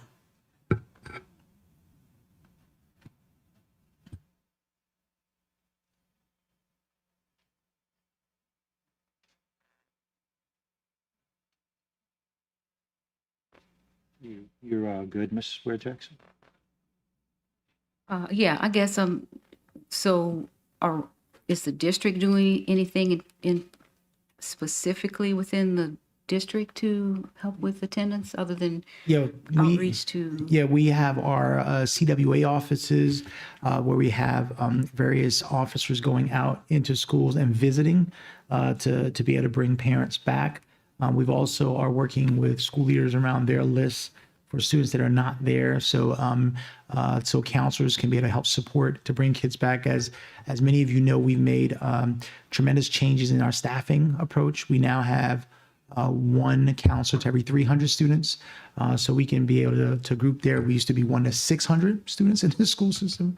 So we've been making shifts like that. And last is, making sure that we're providing support mechanism systems, whether it's to our counselors, social workers, and also governmental agencies to help us, whether it's with eye care, to help us kind of problem solve, to see where children are, and not only locate them, but also find out, what are different ways to incentivize them to come back. And so there's a combination of things that we've been working on doing together. Mm-hmm. Yeah, great. A lot of outreach to parents and outside groups. And I want to thank Mr. Gode for, he made a wonderful outreach to parents last night at McKinley when we attended the open house and talked about attendance and encouraging parents to make sure that their kids are in the school. So that was a really nice touch. Thank you, Ms. Ware Jackson. The board is clear. Are there any comments from the audience on the resolution? I have no cards. Coming back to the board, Mr. Gode. Yes, and thank you, Ms. Ware Jackson, for the kind comments. Superintendent Narcisse, I would like since student attendance to me is such a big issue, if I could be king for a day and solve two issues, it would be literacy and attendance. And student attendance is a key metric on our scorecard. I would ask that that perhaps at least quarterly, if not monthly, in your superintendent's report, that you give us an update and particularly provide by schools. So if we see issues occurring at individual schools, that those can be highlighted and addressed. So I think we just need to keep this on the forefront, because through all the virtual learning, not attending school got to be a norm.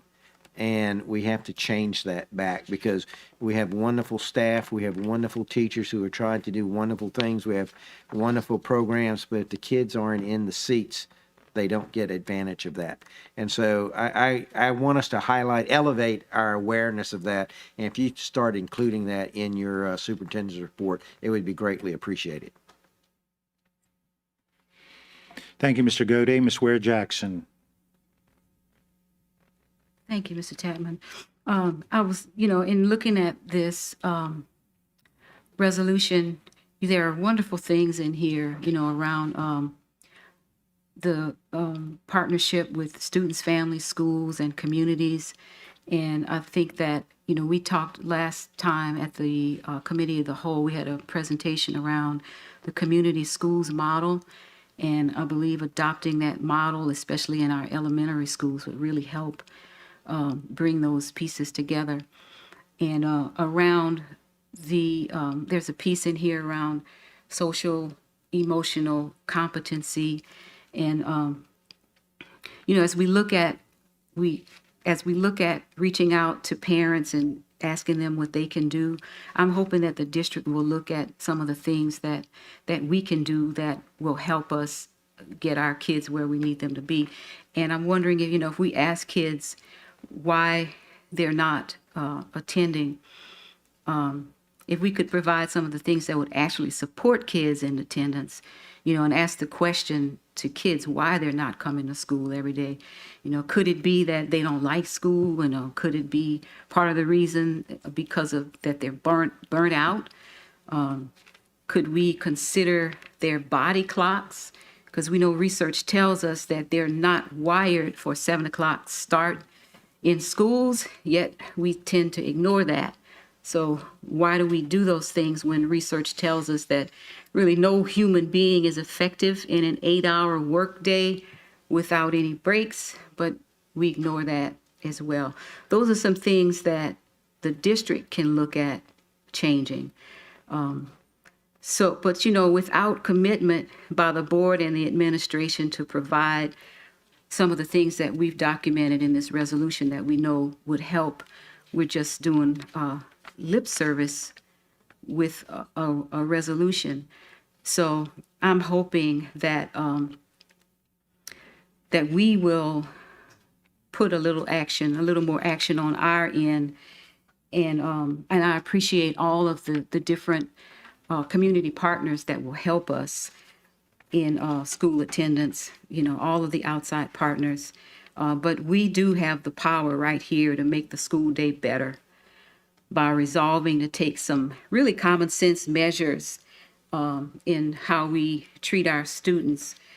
Because if we treat them more like human beings with basic needs instead of robots that we program to start at 5 o'clock in the morning and go through the whole day in perfection without a break or being able to talk to anybody, it's kind of a moot point. So I encourage the board leadership and the superintendent, before you sign the resolution, to commit to doing some of the things that we can do, or at least move in that direction, so that our kids will really enjoy being at school and not be fighting against their own body clocks, and look at the those physical aspects that may be hindering some of this, because putting all of it on the parents, or most of it on the parents, is is really hard, you know, to drag a kid out of bed at 5 o'clock in the morning and expect them to do their best all day without having a break is really, really tough. So please, I implore of you, before you sign the resolution, commit to doing the small things that we can do as a district to help these kids attend school every day and actually enjoy it. Thank you, Ms. Ware Jackson. The board is clear. Madam Secretary, please conduct the vote. Please vote.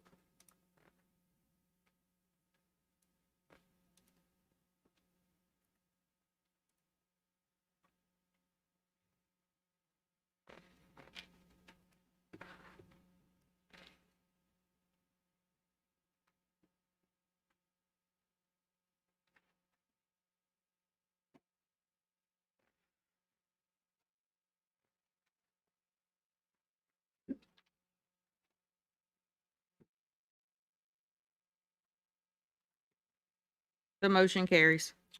The item is approved. The resolution is approved.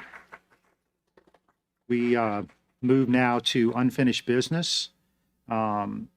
Consideration of request for the approval of a professional services contract between the East Baton Rouge Parish School Board and the Arbinger Institute in the amount of $452,366 to facilitate workshops for progress monitoring of the strategic plan and professional development for school leaders, strategic alignment, student achievement, exemplary customer service, operational excellence, and employee development. Funding source ESSER 2, Action 2, and ESSER 3, Action 2. Do I have a motion? Moved by Mr. Ballou, seconded by Mr. Lannis.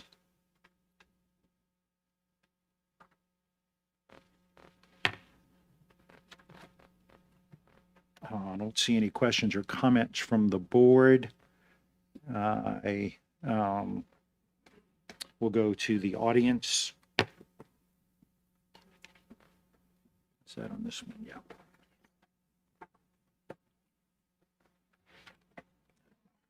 Sorry, in a moment.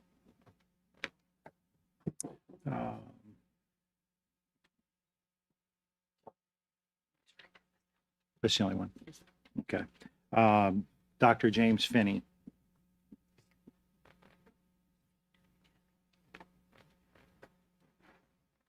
Thank you. I'm not persuaded that you got any value from whatever the foundation or other unknown sources spent on Arbinger a year or two ago, and I certainly don't think that's the best use for ESSER money. There must be something you could make better use of that $500,000 to do, rather than hiring these consultants at $5,000 an hour or whatever the rate is. Yes, $5,000 an hour. Thank you. Thank you, Dr. Finney. I don't see any other cards. We come back to the board. Vice President Collins.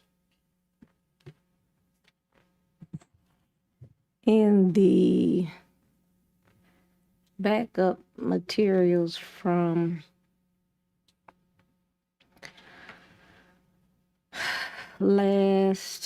okay. And I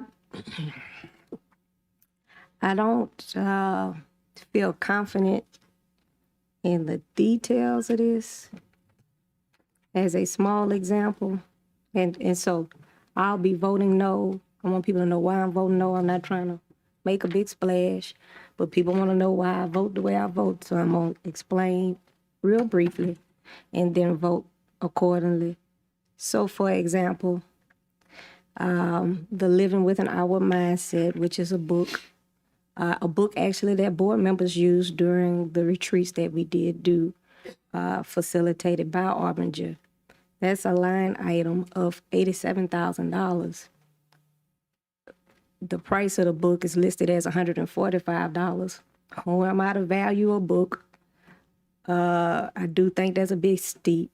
And to say it's going to 600 parents, like where did that number even come from when you're talking about more than 600 students to be impacted but based on the number of students at each school. So as a small example, that's why I will be voting no on this. It's a huge contract, and so I don't want people to think I'm just voting against teachers. Thank you. Thank you, Vice President Collins. Mr. Howard. Thank you, President Tapman. I just wanted to ask a question of the superintendent. So we went through the Arbinger training as a board, and I thought it was beneficial and helpful to just the way we think about and approach the work and the mindset shifts and all the things that it takes to do really tough work in like side of urban school districts. My question is like, there has been a lot of conversations about the amount of money that it's going to take to elevate this and spread it throughout the district. Could you just provide us with some insight as to like the outcomes that you hope to have, the impact that you hope to have, and how do you believe that this is the best action to get us where we need to be? Thank you, Board Member Howard. One of the things that are important to us is we cannot do performance if we don't improve our culture. We've been a district that have talked about we want kids to read better. We want schools to be people to engage in a very positive way. That does not happen by happenstance. And similar to how the board was able to work through that process to create a strategic plan with KPIs, it is the same concept we'd like to bring down into schools as we shared with everyone to be able to create that culture. Not all culture in our schools are always in a positive way. And a part that we want to do is to help support school leaders, teachers, and others to know if they work together in particular ways, then that performance can happen at a much higher level. And that goes for any school that's there, even when you engage with school leaders in that way. So our goal has been to push the same concepts around how we are working to create culture for performance. We did at the board level down into schools.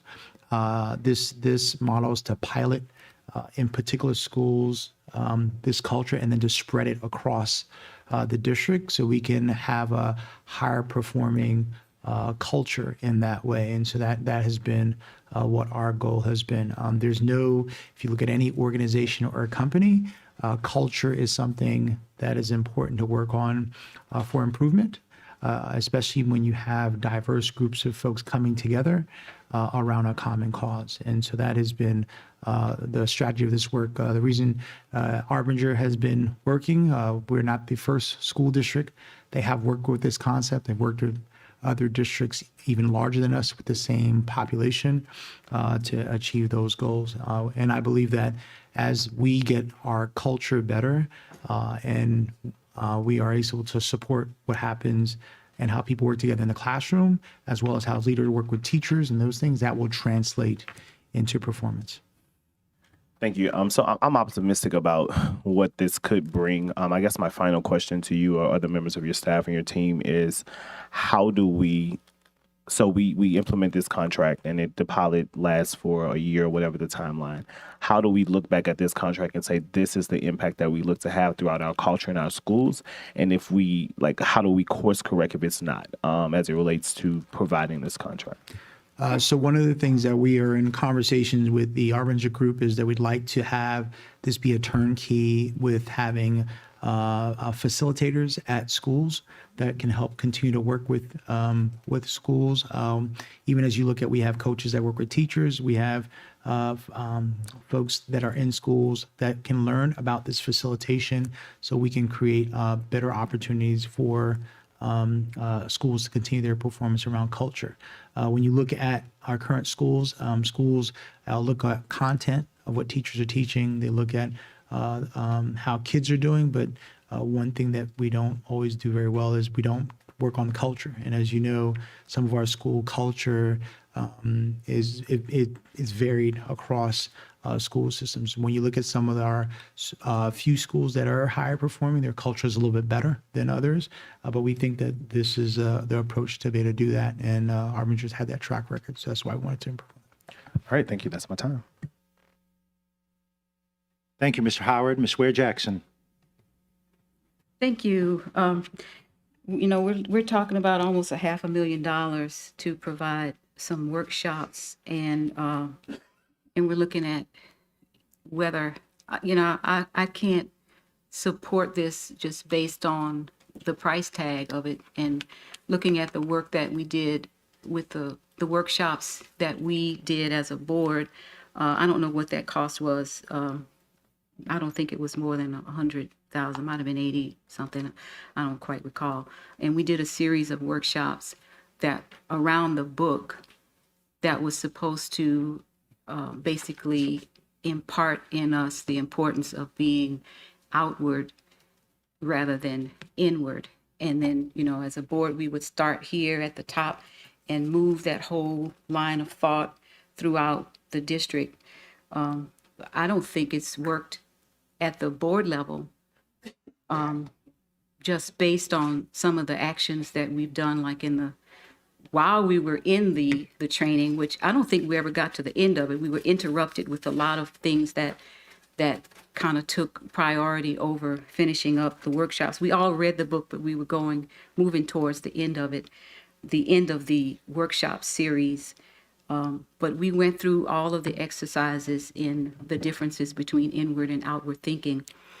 And because of I guess it's the outward thinking, we're in litigation over outward thinking.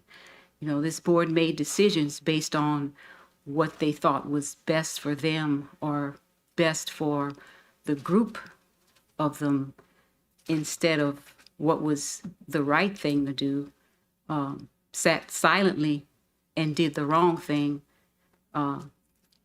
So we definitely didn't practice what we preached, and I see it happening again and again. I cannot justify spending almost $500,000 to do workshops. And really I know that the responsibility of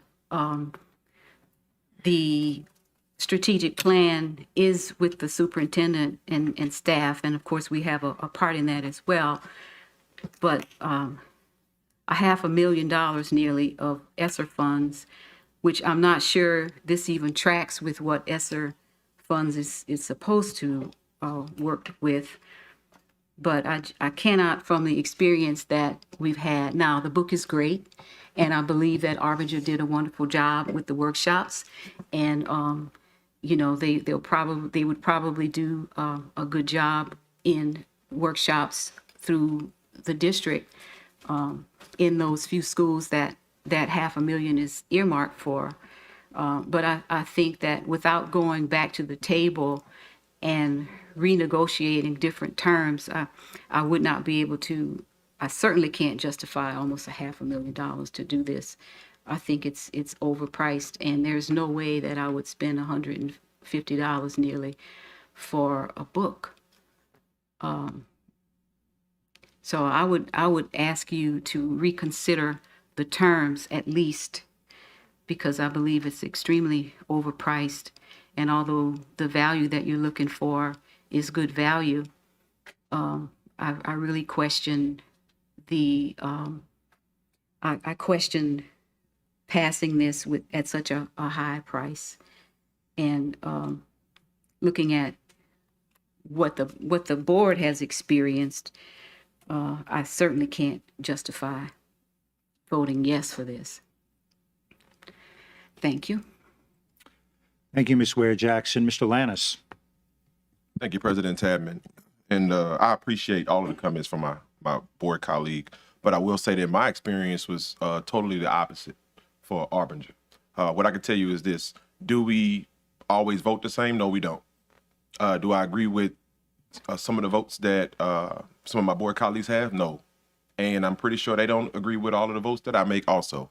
But I will tell you this: since going through Arbinger's Institute, the relationship and synergy on the board has changed. I can honestly say that, in terms of communication amongst each other, reaching out to each other, discussing different policies. Now, the personal, interpersonal stuff, that's totally different.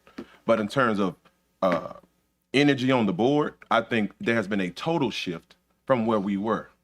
And I'll also couple that by saying, prior to us working with Arbinger, we didn't have a strategic plan. We hadn't had a strategic plan since 2012. And they were able to bring us together, convene a meeting, several meetings with the community involved. It was fully transparent. And we walked away not only with a strategic plan, but also with a facilities plan. They gave us something to work with. So while I do understand the price tag, I will say that I definitely think that there is a culture shift that we need across our district because a lot of people are worn out. A lot of people do need motivation, intrinsically and extrinsically. And I think that this is something that could possibly move us in the right direction. I will say that I would like to see some tracking measures and monitors to ensure that we are comparing it to something that we've either done in the past or we didn't do in the past, so we can make possible pivots if that's needed. But I will honestly say my experience with Arbinger, it was good. And I think that they are a good company and they have brought something to the board that we haven't seen before. Thank you. Thank you, Mr. Lannis. Mr. Goday. Yes, thank you, President Tapman. The other comment I'd like to make, we've heard constantly about teacher retention and that sort of thing. And, we've addressed part of that by committing or granting bonuses and then committing for salary increases. But everything I read say that much of the issue with teacher retention comes around the culture and the atmosphere at schools and things like that. And I think this is exactly the kind of program that helps address those kinds of issues and it lets people work together better. And changing the culture is something you don't do overnight. It takes time, it takes a plan, it takes work by a lot of people to make it happen. But I believe this is also addressing some of the issues we have with our faculty and staff around the fulfillment they get out of their jobs and how they feel about their jobs. Because I think if we're successful in doing some of these things, we'll have a much different change in attitude and culture. So I fully support this expenditure. Thank you. Thank you, Mr. Goday. The board is clear. Madam Secretary, please conduct the vote. Please vote.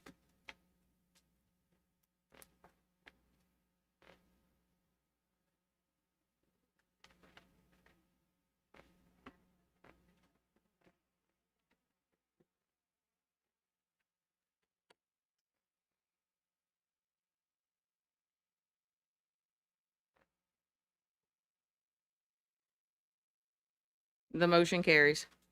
Item is approved. We move now to H2, consideration of a request for the approval of professional services contracts between the East Baton Rouge Parish School Board and the following.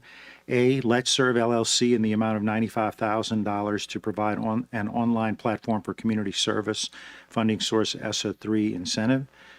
B, Empower Schools in the amount of $75,000 to provide support and resources for innovative plan, strategic alignment, student achievement, funding source ESSER 3 incentive, Baton Rouge Center for Visual and Performing Arts. C, Empower Schools in the amount of $75,000 to provide support and resource for innovative plan, strategic alignment, student achievement, funding source ESSA 3 incentive, Baton Rouge Foreign Language Academic Immersion Magnet. D, Empower Schools in the amount of $75,000 to provide support and resources for innovative plan, strategic alignment, student achievement, funding source ESSA 3 incentive, Helix. E, Empower Schools in the amount of $75,000 to provide support and resources for innovative plan, strategic alignment, student achievement, funding source ESSER 3 incentive, capital high. F, all here in the amount of $99,268.78 to provide family support platform, strategic alignment, student achievement, exemplary customer service, and operational excellence, funding source ESSER 3 Action 2. G, American Reading Company in the amount of $56,000 to provide guidebooks for professional development, strategic alignment, student achievement, funding source redesign. H, Norvis Insight in the amount of $25,175 to provide a centralized on-demand application management system, strategic alignment, exemplary customer service, funding source, MSAP grant, and magnet. Do I have a motion? Moved by Ms. Bernard, seconded by Ms. Dyson.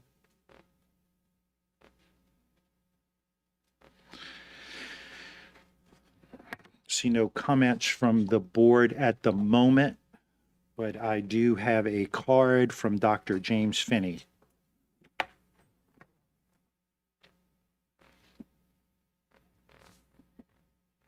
Thank you. I'm puzzled and bothered by the fact that all these expenditures are lumped together. Remember, there's going to come a time, not very long in the future, when the superintendent has left for greener pastures and you won't have any ESSER money left. And when somebody asks, where did all that money you go? You won't be able to answer. But since my time is short, let me talk about the Empower schools. There was an interesting presentation that needs to be on board docs, by the way, in the superintendent report, that indicated that you have a grant from the state of Louisiana to expand middle schools, which is something you haven't decided as a board to do. But what really puzzles me about the 4 Empower items on this agenda item is that you supposedly got a grant to do some planning, and you spent that money, and now some of the deliverables on this new spending of money that comes from a different pot, ESSER again, are the same ones that supposedly you already paid a total of $75,000 for. And I frankly have no idea at all, and with the limited time I spend in trying to figure out exactly what you're doing as a board and what the administration is doing, I have no idea why you're going to spend $75,000 of ESSER money that could pay one person for a year, and instead you're helping Helix do something. You're going to spend $75,000 for Capitol High? What, for a focused choice program that the board hasn't even given any approval to? The other items, other than the Empower, are questionable enough, but you need to quit just letting the superintendent spend money on whatever he wants to spend money on. You, as board members, have a fiduciary responsibility. Please exercise that. Thank you. Thank you, Dr. Finney. I don't see any other cards on the item. We're back to the board. Mr. Howard. Yeah, so just a couple of things. So on some of these contracts, I think we asked for some time ago for us to just really give like a forecast of like what we were doing and how we were spending ESSER funding as it relates to all of the different things we were spending money on. As I look through some of these memos and I read through like the goals of what the particular contract is doing, it's very bland in an explanation as to like the goal. And so I think one of the things that we had requested as a board is like, if we're going to effectively monitor these contracts to make sure that they are doing what they say they're doing, like we have to be clear on what these goals are. And so, for example, in one of the memos, the goal of the contract is literally, the goal is to provide support and resources needed to launch and sustain innovative and transformative plans.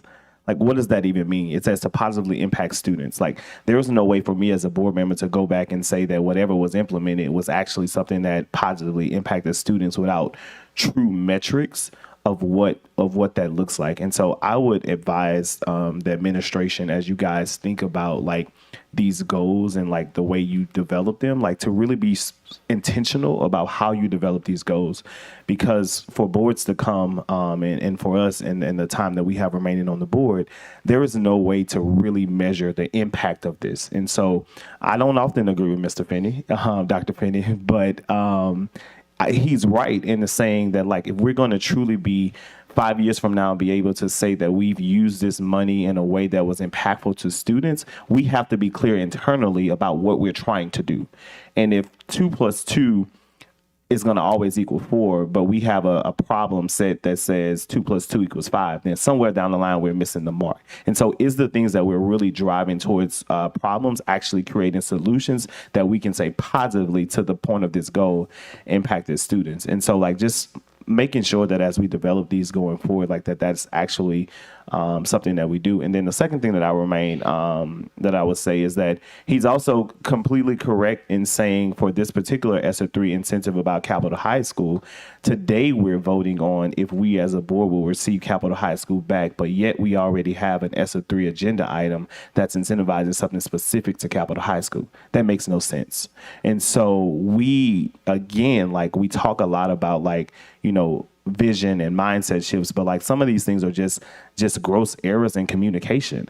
And so we have to be clear as a collective administration, as a board, on how we're communicating the things that we do, because it doesn't pass the smell test. And so I'm never going to get up here and accuse anyone of doing anything irrational or illegal like some people would do, but it does not make sense. And so as a collective amount of respect amongst ourselves working together, like you got to clean that kind of stuff up. You can't have those kind of errors, because it just looks like as a district that we're not being responsible in our actions. And I don't think that anyone is just intentionally being irresponsible, but this is an irresponsible way of communicating things and plans to the people as we look to change and positively impact students. So just wanted to lift that up. Thank you, Mr. Howard. Mr. Lannis. Yes, sir. Thank you, Mr. President. I feel the same exact sentiments, and I must say so myself.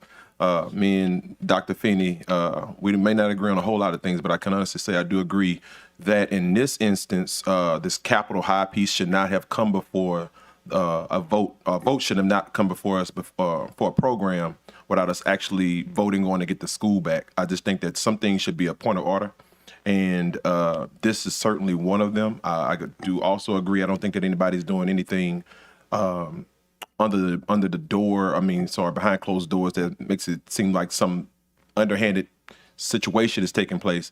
But this is something that's easily avoidable. And given that we are on track, we're doing such great things right now. These are the types of mishaps that can bring us right back to where we started off at. So I just say, let's be smart stewards. Let's be good stewards. And even with the contracts, again, let's clean up that type of information. Thank you.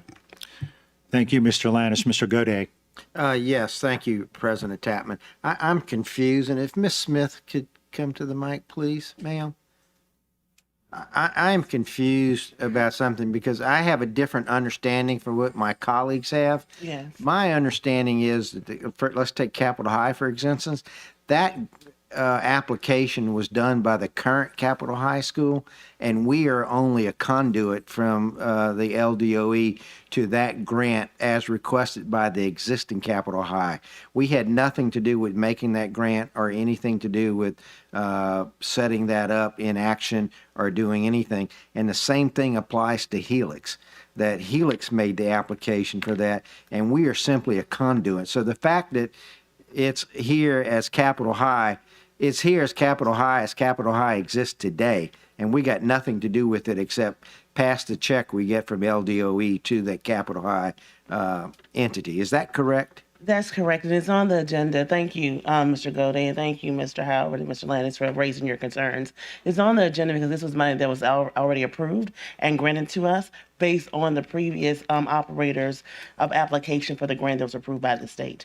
However, you're correct. We are looking to bring capital back. And if we want to maintain those funds, we would have to reapply for that portion of the grant so the money could be actually filtered to us for operation of that program there, based on whatever our programmatic, innovative standards or strategies will be as we propose to the state. So I just want everyone there saying we're not putting the cart before the horse. It's a different horse and a different cart. That's correct. Okay. Yes.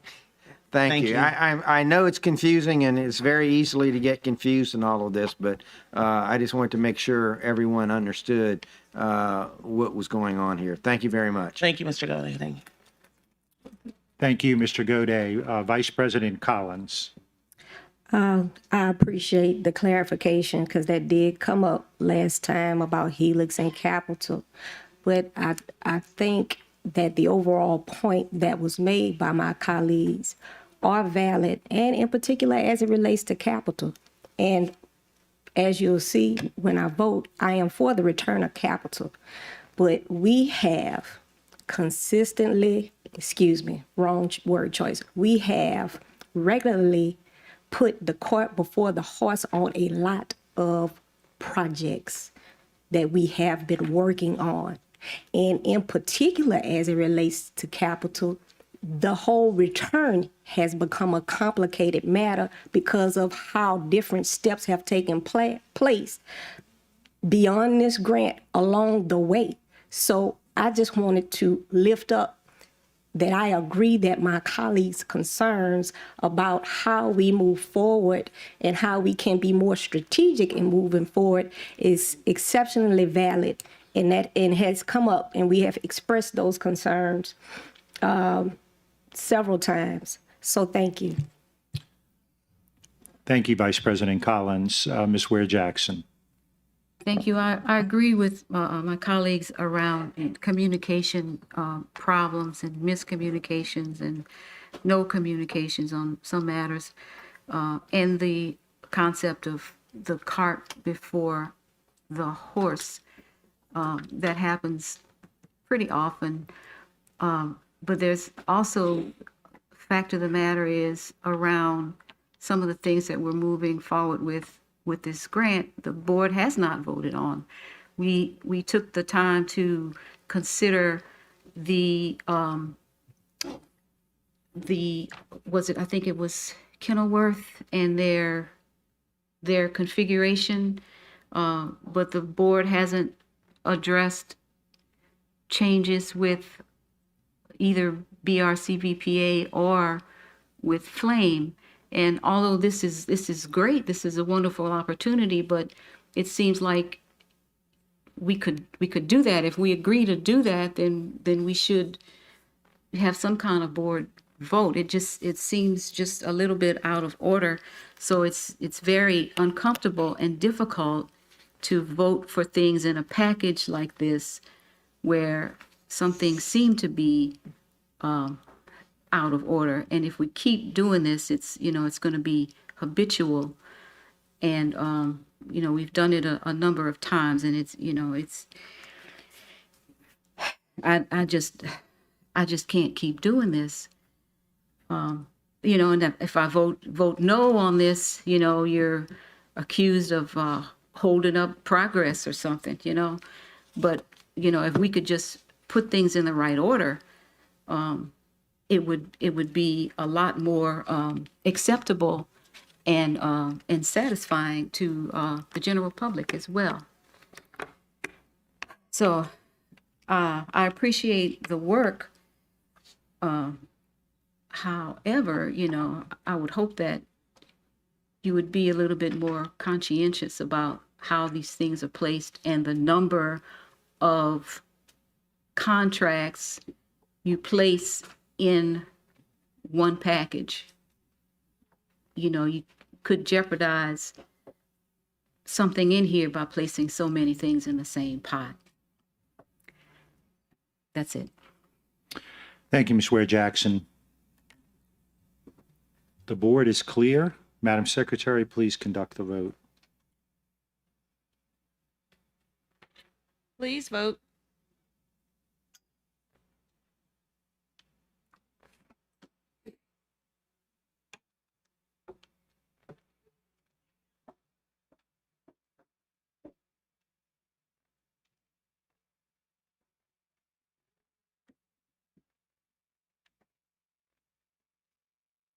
The motion carries. The item is approved. We move now to item H3, consideration of a request to amend the school security resource officer hourly rate from $35 to $42 per hour. Strategic alignment, operational excellence, funding source, general fund. Do I have a motion moved by Ms. Dyson, seconded by Mr. Ballou? Mr. Shamlin.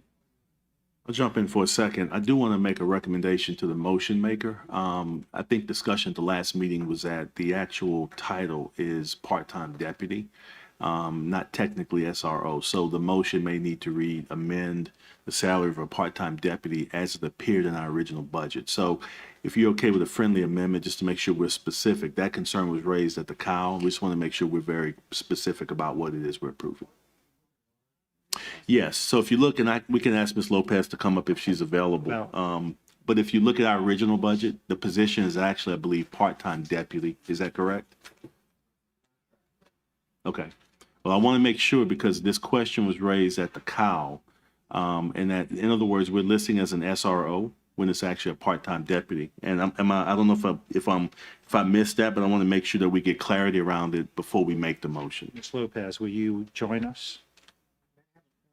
Yeah, sure. Is this a salary or is it It's a rate. contract rate? It's a contract rate. So the motion is a contract rate. That's, I'm sorry.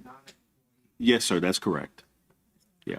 Thank you, Mr. Godet. Ms. Lopez? Yes, they are part-time. It is not quite a contract. They are going to be part-time employees. And as you look in the back of your budget books in the salary schedule, there is an hourly rate for part-time sheriff's deputies, and that would be the rate that we're adjusting. They are not eligible for TRSL because they will not be working enough hours. They'll be limited the number of hours they can have for both TRSL and ACA. But they will obviously we will pay them from the payroll department. They will pay the hourly rate, with their normal deductions taken out. Thank you, Ms. Lopez. So to get the motion straight, Ms. Dyson, you were the maker of the motion? Yes, but I need some clarity first. So I want to know the difference between the part-time and the full-time that we are engaging to be at every school, middle and high, full-time, the same person, every day, full-time hours. And what is this in comparison? So as I understand it, with the contract that we are working with Baton Rouge Police Department and the Sheriff's Office, that is the goal that we are working on, is to get employees through contractually with both departments, and we would pay them $42 an hour or whatever the end contract is, and they would be 8 hours a day. But for right now, since we are working through those contract processes, I know Mr. Shamlin and Ms. Scott Spalding can speak to much more detail than I can on that. We are simply trying to increase the number of our part-time officers that are in the schools. And so what you are voting on is a change from $35 an hour to $42 an hour for a part-time sheriff's deputy or city PD.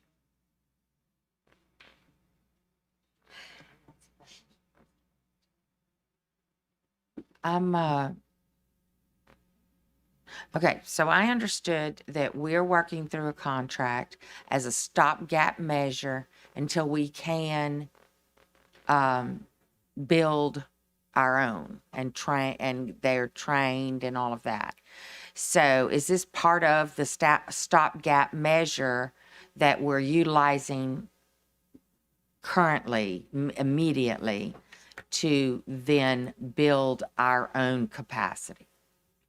Board Member Dyson, yes. So this is a stopgap measure, but we want to make sure that we clarify, as we are in the process of negotiating a contract with Baton Rouge Police Department and the Sheriff's Office, what we're doing right now is to raise the hourly rate so we can be able to get, whether it's the police officer or the sheriff officer, to work hourly that time, and then we can place them at schools until we complete our contract negotiations with the sheriff office and the police department.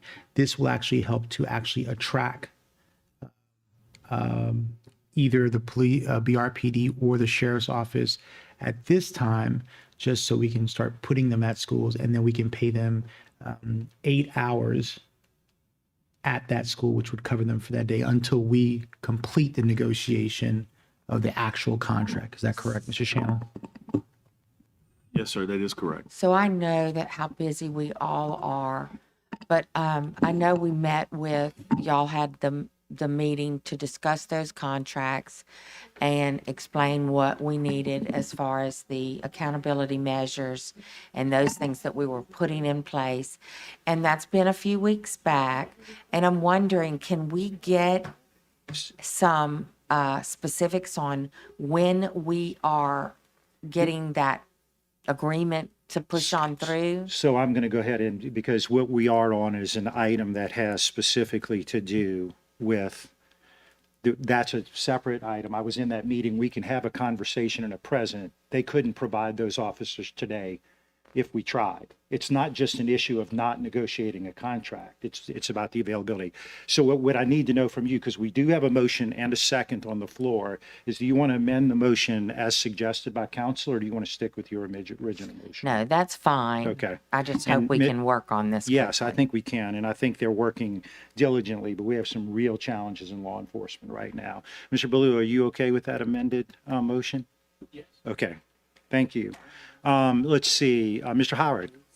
Thank you, President Tamman. So I have two questions related to this particular ask. My first question is, can someone give voice to the need of the increase from $35 to 42 hours? And then the second piece, it says in the key performance indicator, and the commitment is that we will enhance security services to improve school climate and cultural surveys and reduce incidents in schools by 20%.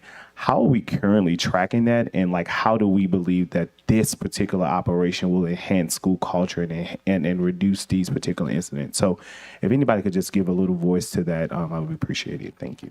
If we can get our Chief Operation Officer, Ms. Scott Spalding, could you please come up to answer that question?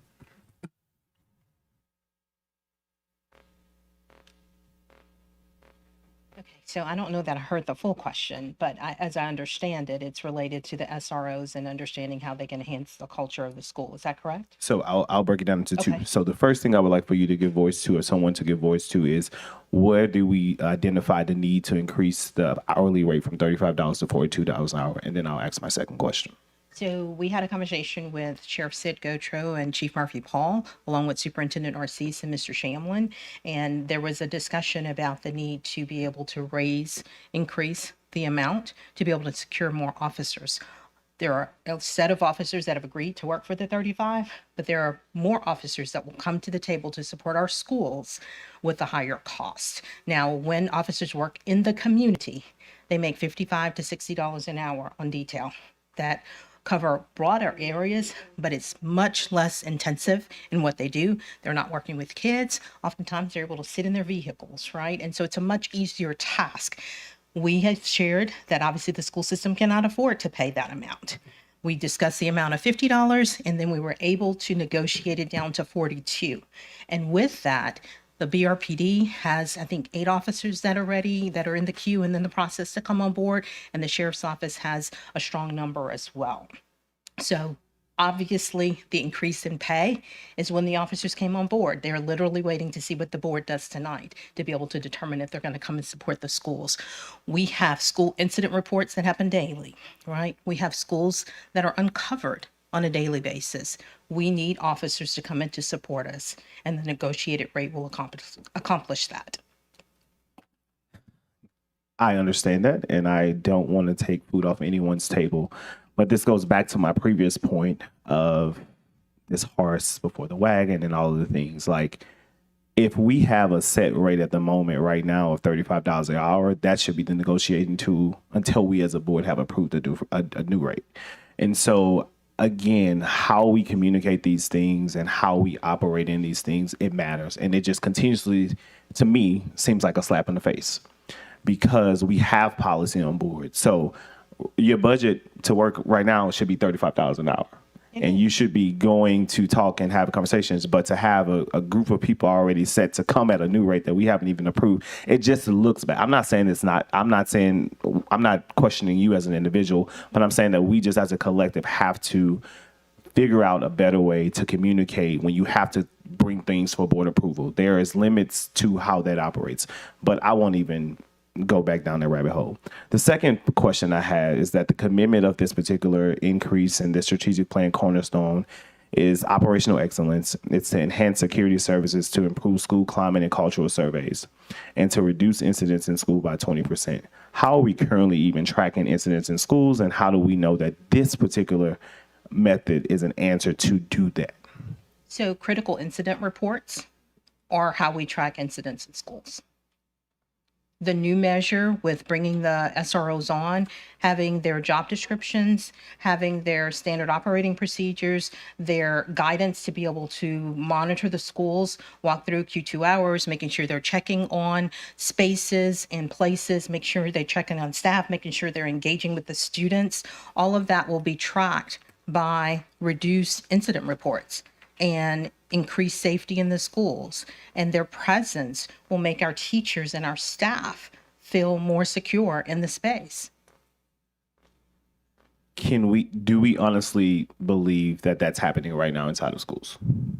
Believe what is happening. All the things you just said. We are working toward that. Literally, our 2 directors of security today were in schools, walking through, making sure that SROs are performing as we expect. Okay. So thank you, Ms. Malden. So again, when I think about the things that we've asked for in these contracts to give us more vision on how we're measuring our impact and effectiveness, like a blanket statement of reducing incidents by schools by 20%, it's just not the way to deliver that. Oh, I'm over my time. Sorry. Yes, Thank sir. you. I was trying to let you close your thought out. Thank you, board colleague. Board colleague Gode. All right, board colleague Evelyn Ware Jackson. Thank you, Madam Vice President. I wanted to ask if the amended motion includes the BRPD, since we're using both of them. We're wording, thank you, Ms. Ware Jackson. We're wording it part-time deputy, which would allow us to include both departments. Thank you for that question. And then another part of my question is around a timeline. Do we have a projected timeline when we'll be able to include all of the schools? Because I'm feeling like, I know that this is something that's been in conversations on and off, over time, but the conversation really increased after that horrific incident at an elementary school. And it was not a coincidence that right after that, this came before the board. But the elementary schools are not included. And, I had a conversation with a mom whose child is in the elementary schools. And, these children have roles when there is, they have drills, and when, like this little boy's, his job is to close the blinds. So the children are active in their responsibility during these during the drills.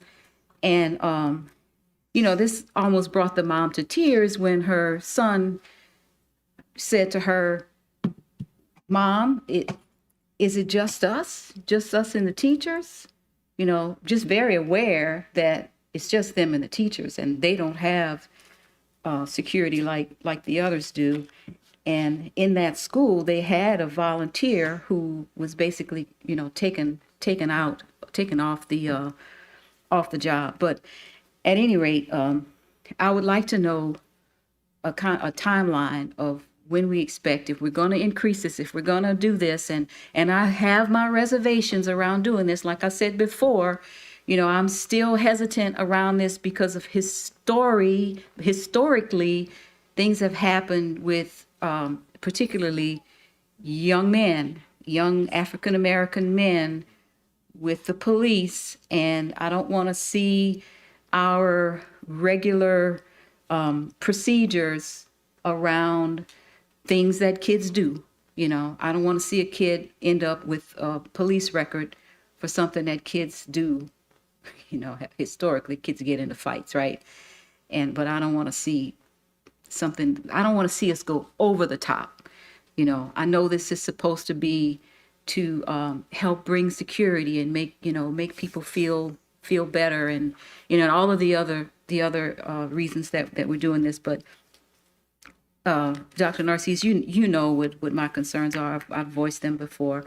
But yes, I would like to see a timeline on that, and I would also like to see when we're going to have just a security report around some of the things that we're doing now. You know, I know that, you know, some schools need fences and cameras, and, you know, I've heard of a measure where you can lock a door from the inside with your foot with a certain kind of product that we may be able to use. So I would like to see us have a report on some of the measures that we're taking, the practical things that we can do right now, in addition to, you know, having someone walk the schools, because you know, in that incident, the SRO took off, you know, and left those kids. So we're not guaranteed anything. So let's see what we can do to safeguard, you know. Okay? Thanks. Thank you, board colleague Ware Jackson. This has been pretty convoluted from the beginning. First, we were saying, let's just get our own staff. We have been contracting with the sheriff and the BRPD for many years, but let's get our own staff. Okay, then what we were gonna do with that in and of itself got convoluted. Then we turn around and we saying contract staff, then we turn around and saying no part-time staff. And I just and to real quickly, as I continue, point out, I host events that require security, and I have personally paid $35 an hour. Now, that was about 3-4 years ago. It was the last time I did it, but it's not unheard of or what have you. School climate reduction to reduce the incident rates by 20%. As my colleague just mentioned, I already have mixed feelings with this, outside of it being handled in a very convoluted back and forth, up and down manner on how to even approach this. I didn't deal with what I have raised many times, several times prior to this moment over the years. It is proven by research that a law enforcement presence on campuses contributes significantly to the school to prison pipeline. And so then being knowledgeable of that, while still trying to, okay, children need to be protected and safe on campuses from outside forces. Okay, so then maybe, yes, let's have our resource officers for their safety from outside forces. But when you tie in this reduction of incidents by 20%, then you putting it right back into the greater concern of the impact to the school to prison pipeline, because you're tying measures, and yes, we do need to have measures, but these particular measures just so happen to correlate to how prison population rates are impacted.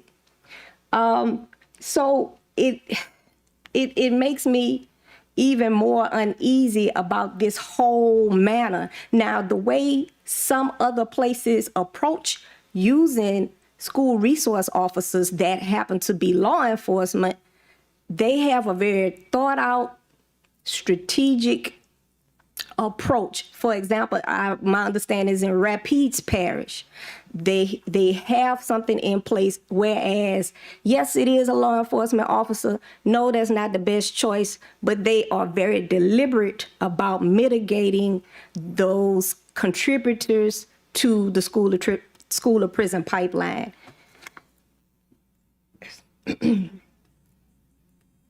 So my concern is that by putting that measure of reducing incidents by 20%, you tying the LEOs to the whole disciplinary function.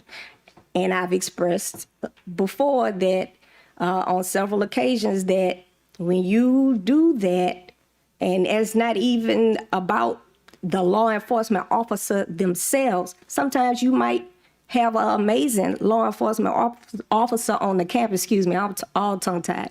Sometimes you might have an amazing law enforcement officer on the campus, but if that principal happens to be weak in discipline, now, again, you contributing to this school or prison pipeline. Last thing I need to ask is, because of the back and forth, my question is this: does this motion change the rate from $35 an hour to $42 an hour for future employees working full-time as SROs? Or is this just to contract with Sheriff's Department and the Baton Rouge PD? Board Member Collins, I'm sorry. It is just for part-time deputies hired through those two departments. Okay, all right.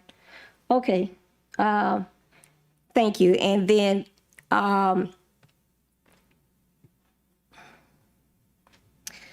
as my colleague mentioned, I do have concern around, again, the way in which this happened, because it's like you holding our children's safety hostage, because you should have negotiated this before it came to us in the first place. Thank you. Seeing no other request to speak from the board, did we already go to the public?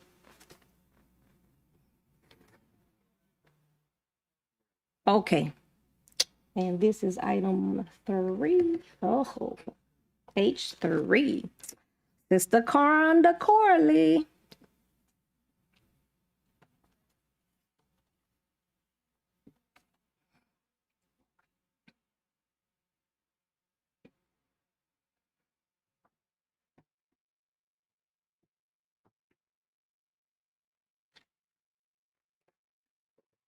My apologies. I was handing off the child, so I didn't bring him in here.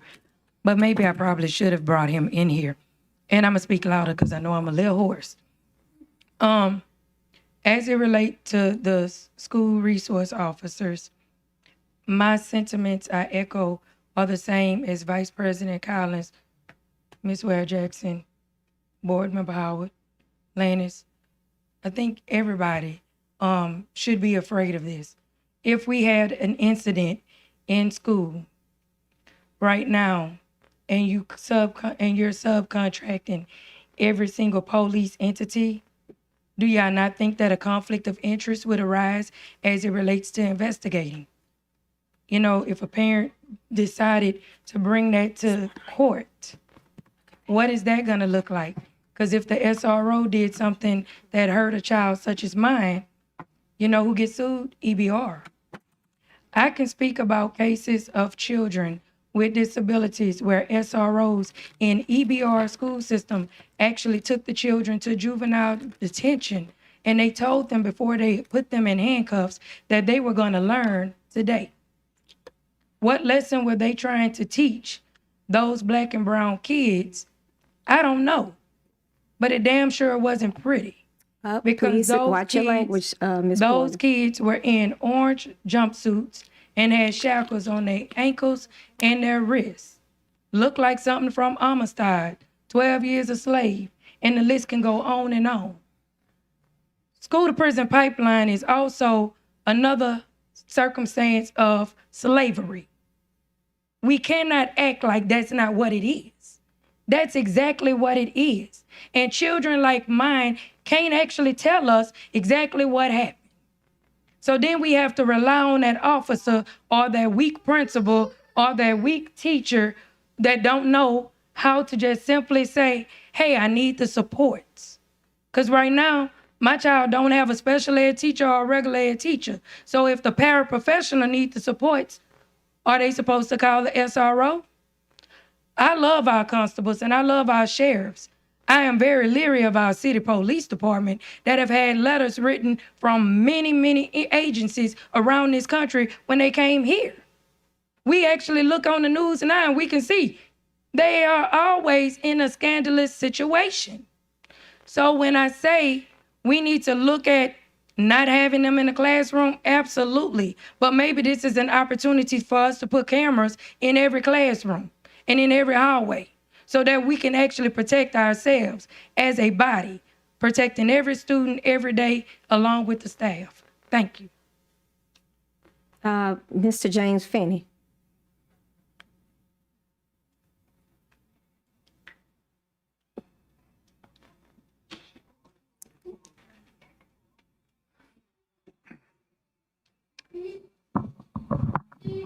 Oh, well, I'll slouch.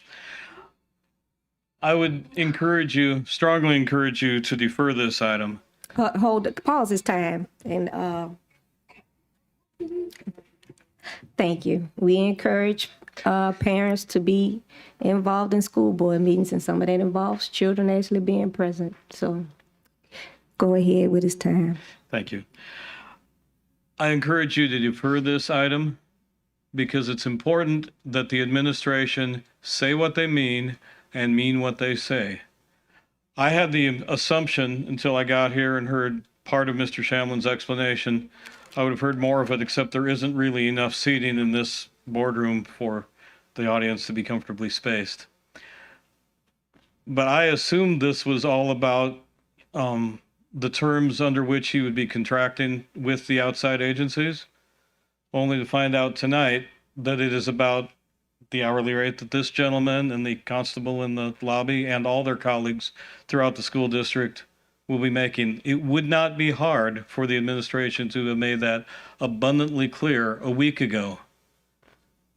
You keep tolerating this level of obfuscation, incompetence, vagueness from your administration, and the community's sick of it, or at least some of us are. There's a term in here, school security resource officer. It doesn't say part-time in the agenda item. That is a problem. This looks like you're talking about an hourly rate for somebody that looks full-time from the way it's written. I have no idea what the hourly rate of a full-time school security resource officer, because it's probably not on the salary schedule. So this is a 20% raise. You know, good for them if they could get it. You're going to give 20% raises to the teachers? The only way a teacher gets a 20% raise is to quit teaching. And we don't want teachers to quit teaching. We have too many of that doing administration the way it is. Furthermore, is putting cops at high schools and middle schools about security and safety, or is it about control? When, if ever, will this administration be proposing ways to make these school facilities secure? Have you seen a proposal yet to put fences around schools that are too open? Have you seen an item to address the way people enter and exit? Controlling locks? Controlling classroom doors? No. Will you ever? Will you demand it? You're just going to keep letting this slide, approving every spending item that comes by, and then suddenly there's no money left? And by the way, are you going to do anything to address security in elementary schools, or is the only people in any danger of anything 6th grade and above? Ask the people of Uvalde. Thank you. Thank you, Dr. Finney. Reverend Flowers.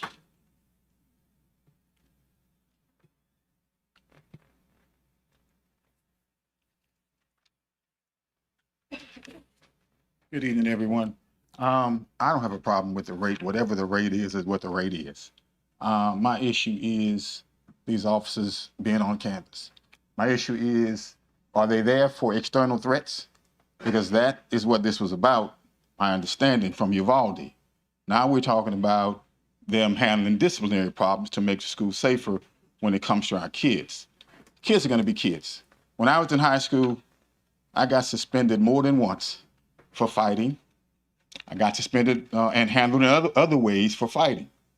Wasn't a bad kid, Dr. Landis. Kids kept messing with me, so had to do what I had to do. But the police were not involved. I didn't get a criminal record. We shouldn't be sending these kids to Judge Grover's office or Judge Johnson's office. It should be handled on the school campus. Mrs. Ware and I have spoke about this.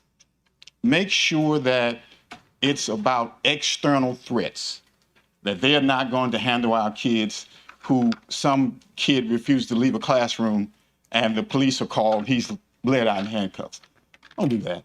And what I'm asking, I'm going to ask in writing, I'm going to send you guys an email to give it to me in writing, what the job description is, exactly what these guys are going to be doing, to make sure that it is in writing somewhere that they are not going to handle internal disciplinary problems, because they shouldn't be doing that.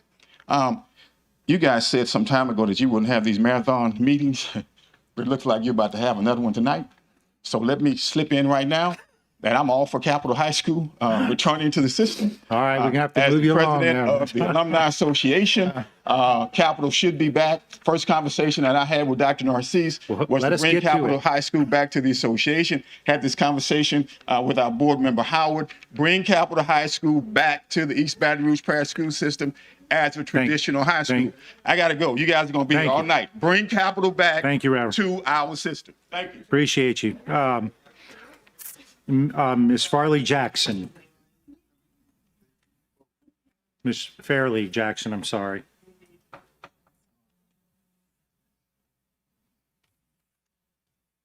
Thank you, Fairleigh Jackson. I'd like to agree with Pastor Flowers. We hear a lot about school safety, but really the only public comments we've been awarded is around salaries for people and job descriptions. So I'll talk about a job description. Actually, Evelyn described my son's job description. My son's job description is to close the blinds during an active shooter experience. She's talking about my son. What we didn't talk about is on February 22nd, there was an actual active shooter issue at his school.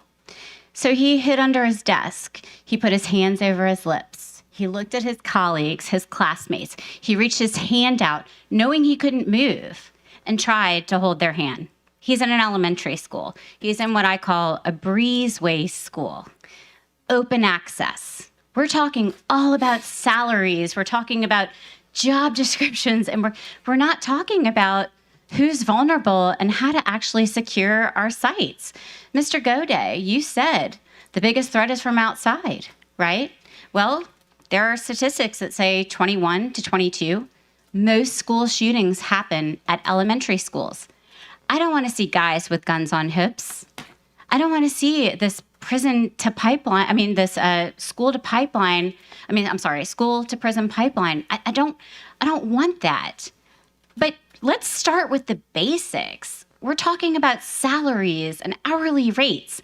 Where are the fences? Where are the window wraps? Where are the very basic things that we know that ESSER 3 and even ESSER 2 would have funded? We knew this. The Uvalde shooter, do you know where he started? He shot in the windows. My son's job is to close the blinds. Thank you. Thank you. Judge Johnson.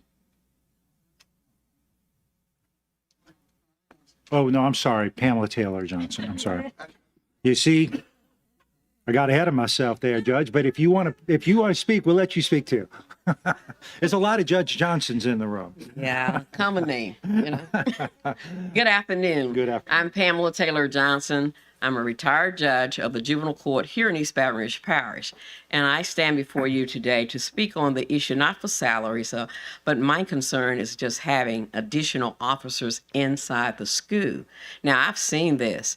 I've seen it on lots of occasions, resource officers inside the schools, and then kids end up in the juvenile court, probably inappropriately once I've looked at the whole situation. I am all in favor of having officers for external security, but to have kids in school with police officers with guns on hip, thinking about trauma that they have already engaged in the neighborhoods and coming to school and all that, and then you have an additional trauma, in the classrooms, and you're not going to have an officer because that's part of their responsibility. If there is some conduct that's inappropriate, that could be, we criminalize too much. We criminalize too many things. That kid's activity, it is a crime to hit someone without their permission. It's called a battery. But that's what kids do sometimes. So that would be a conduct that an officer may feel compelled to respond to, when it could very well be handled by an experienced educator who's saying, Johnny, keep your hands to yourself. Susie, don't do this. So when you put law enforcement who are trained to recognize violations of the law, then you can have some outcomes that we really don't want for our children. My whole thing is, let's start restoring our school systems to make them school systems. Let's keep them safe. You want to have officers all around for external forces? Fine. On those unusual cases where you may have to call law enforcement in, be able to do that. But it ought not be officer friendly, my resource officer. It should be an external source. Thank you very much for your time. Thank you, Judge Pamela Taylor Johnson. That's all the cards I have. From the audience, we come back to the board. Mr. Lannis. Yes, I'll just be real quick. I think this comes back and it's almost like beating a dead horse. I'm agreeing with my board colleague, Mr. Howard. These are the types of things that we can easily avoid.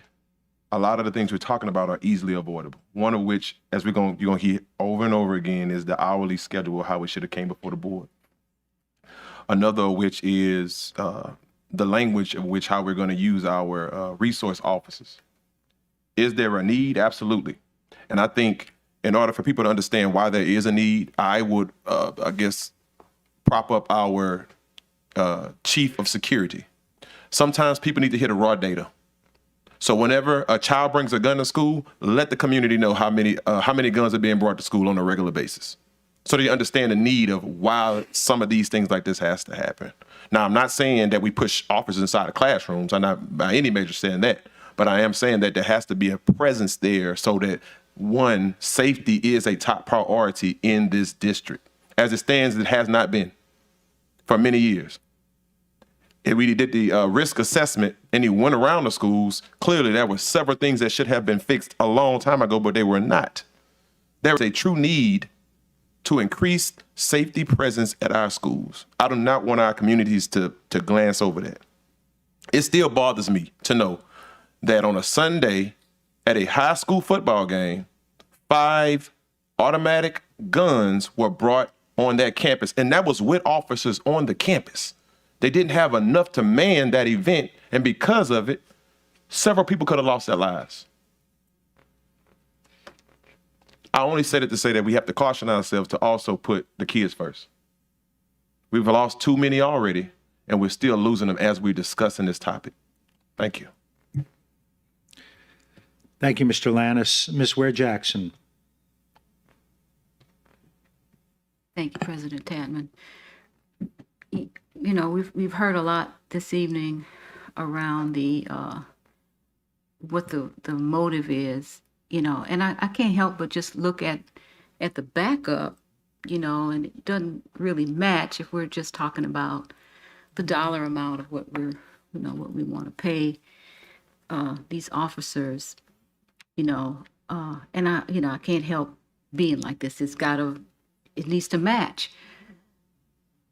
If we're looking to enhance security services to improve school climate and cultural surveys, and the key performance indicator is to reduce incidents in schools by 20%, you know, I have to agree that it doesn't quite match with what our original intention was, at least from what I recollect in our early conversations, was, you know, based around making sure that the perimeter was secure, people walking, making sure things were locked up, and that the campus was safe. It seems like we're getting cloudier and cloudier, and you know, it's difficult when your information that you're receiving isn't quite matching up with what the, you know, it causes a little confusion here, makes it hard to keep track of what the real intention is. And it, as you can tell, it brings up a lot of concern within the public as to what the intention is, whether it, when it doesn't match up with on paper around security.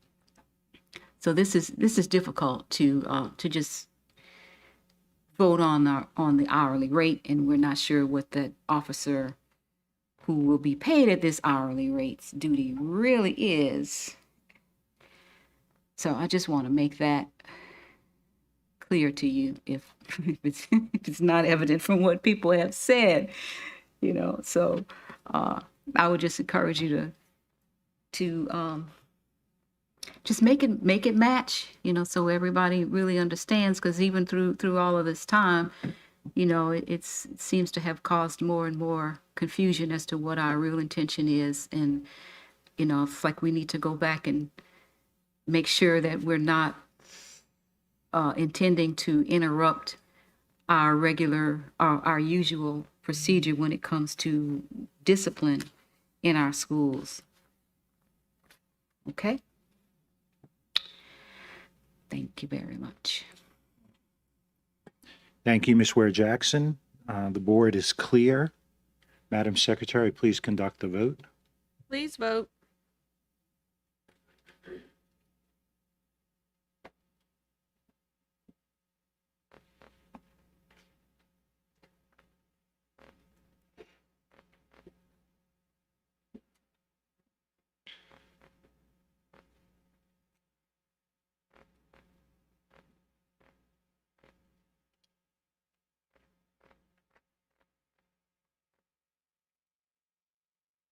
The motion carries. The item is approved. We now move to the consent agenda. Mr. Howard. Thank you, President Tapman. Consent agenda. The following items are to be approved as part of the consent agenda and are considered to be routine and will be enacted with one motion. There will be no separate discussion of items unless a board member so requests, in which event the item will be removed from the consent agenda and considered as an item on the regular agenda for a separate vote preceding the last item on the regular agenda. Consent agenda. Professional service contracts IDEA. Consideration of a request for the approval of the professional service agreements between the East Baton Rouge Parish School Board and the following: Board of Supervisors of Louisiana State University and Agriculture and Mechanical College on behalf of the Louisiana State University Health Science Center in the amount of $52,000 to provide professional development and specialized support services for autism services, strategic alignment, student achievement. The funding source is IDEA 611. B, Board of Supervisors of Louisiana State University and Agriculture and Mechanical College on behalf of its Louisiana State University Health Science Center in the amount of $65,000 to provide high-quality professional development and specialized support for the exceptional student services, to employ instructional strategies to address the students with disabilities subgroup, strategic alignment, student achievement, funding source IDEA 611. Professional service contracts general fund. Consideration of a request for the approval of the professional services contracts between the East Baton Rouge Parish School Board and the following: Hanover Research in the amount of $125,000 to provide a strategy membership program evaluation and research services. The strategic alignment is employee development. The funding source is the general fund, proposition number 1. B, Corin Press in the amount of $22,000 to provide professional learning sessions. The strategic alignment is student achievement and employee development. The funding source is the general fund, gifted and talented. C, Louisiana Businesses Incorporated, DBA, the Leadership Academy in the amount of $147,680 to provide professional development. The strategic alignment is employee development. The funding source is the general fund. D, Junior Achievement in the amount of $57,200 to provide support services for students. The strategic alignment is student achievement. Funding source general fund. 4, Grant 21st Century, consideration of a request for the approval of the following LDOE 21st Century Community Learning Center Grant Award in the amount of $3,720,000. B, professional service contract with Simpson Educational Consulting, LLC in the amount of $132,000 to serve as the project director, ed liaison, the strategic alignment of student achievement. The funding source is the 21st Century Grant. 5, eliminated job descriptions. Consideration of a request for the approval to eliminate the obsolete job descriptions as referenced in the document. Eliminated job descriptions. Strategic alignment, operational excellence. 6, request for proposals, internet. Consideration of a request to authorize staff to issue a request for proposals, RFP, for the Internet and WAN circuit services. The strategic alignment is operational excellence. The funding source is the general fund and E-rate. 7, memorandum of understanding between Louisiana State University, College of Human Sciences and Education, School of Education. It is a consideration of a request for the approval of the following memorandums of understanding between the East Baton Rouge Parish School Board and the Louisiana State University, College of Human Sciences and Education, School of Education, to provide the following: mentor teachers and student teachers. 8, agricultural selection, Brownsville Elementary, consideration of a request for the approval of the Agricultural Selections Committee, recommendation of domains architecture, APAC, to provide architectural design consulting services for the Brownsville Elementary project, funding source tax plan. 9, request for the qualifications, Brownsville Elementary. Consideration of request for the authorization for staff to issue a request for qualifications to seek proposals to provide construction management at-risk services for the Brownsville Elementary Tax Plan project. The strategic alignment is operational excellence. The funding source is the tax plan. 10, bid Broadmoor Middle School site abatement. Consideration of request for the authorization to advertise, accept, and award the contract for abatement services to the lowest bid meeting the project specifications for Broadmoor Middle site renovations as per the A plan to improve facilities, technology, discipline, and compensation in the East Baton Rouge Parish School System. The plan, as revised through February 22nd, 2018. Bids can be rejected for the statute for just cause in accordance with the Louisiana Public Bid Law, Louisiana Revised Statute, Title 38, Chapter 10. This is the end of the consent agenda, and I so move. We have a second, seconded by Ms. Bernard. Does any member wish to pull an item?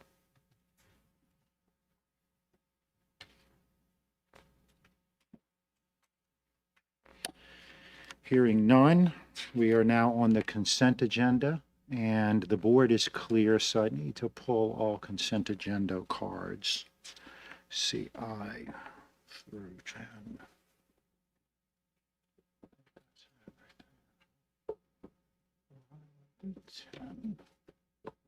Okay.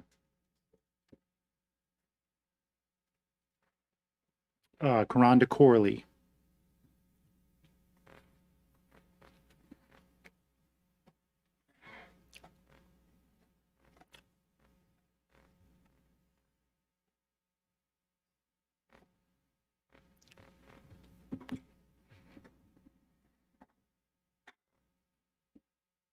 Okay, so I didn't hear y'all pull any of them. So I'm going to speak about number 2, the IDEA contract that's supposed to be up under IDEA redesign, as we were informed last week, but it's still not reflecting that on board docs. But every child that needs medical should be afforded that. I don't have a problem with a contract for one child, but I do have a problem with an obligation that has yet to be fulfilled by providing all our children with medical at the school. Right now, Northeast Elementary has no medical. I send an email every single day, sometimes at 12 in the morning, sometimes at 3 in the morning. It's just whenever I'm up and I actually had an opportunity to send an email. So you'll be getting the one from me today, because we did a state facilitated IEP and we still don't have medical. We don't have teachers neither. It's rather unfortunate that I'm sitting in the parking lot of my child's school because I'm afraid that he may have a seizure at school or that milk and soy may be splashed upon him, and we have to wait on 911 to come more than 2 hours to our school, as well as the medical staff to try to come from across the street, get buzzed into our building, get the keys from the secretary, then go unlock the clinic, then actually unlock the cabinet where the medication is kept. before they can actually get to my child and administer it. That's called death, especially if he's having a seizure. But if he's exposed to milk and soy, it's also called death because he have an anaphylaxis reaction. So what I'm asking is that we do like the superintendent stated before, provide medical at each school. If we can do a private contract for some students to have one-to-one, we can do a contract for other entities to provide medical care at our school. I'm not asking for 50 million nurses at Northeast Elementary. I'm asking for one, 8 hours a day, 5 days a week, for the 180 days that our kids are there. For the memorandum of understanding, I'm asking that we consider the other universities here in our state too to fulfill this obligation, because there are a lot of universities here that are never getting the opportunity for their students that are trying to matriculate to get their BS degree to actually be exposed to great opportunities such as our students in our school system. So I just ask that we look at that. And last but definitely not least, the selection for the architects, making sure that we choose someone that is going to make sure that they build Brownsfield Elementary in American Disabilities Act compliance. Because as we know, most of those buildings have not been built like that. Thank you. Thank you, Ms. Corley. Dr. Finney.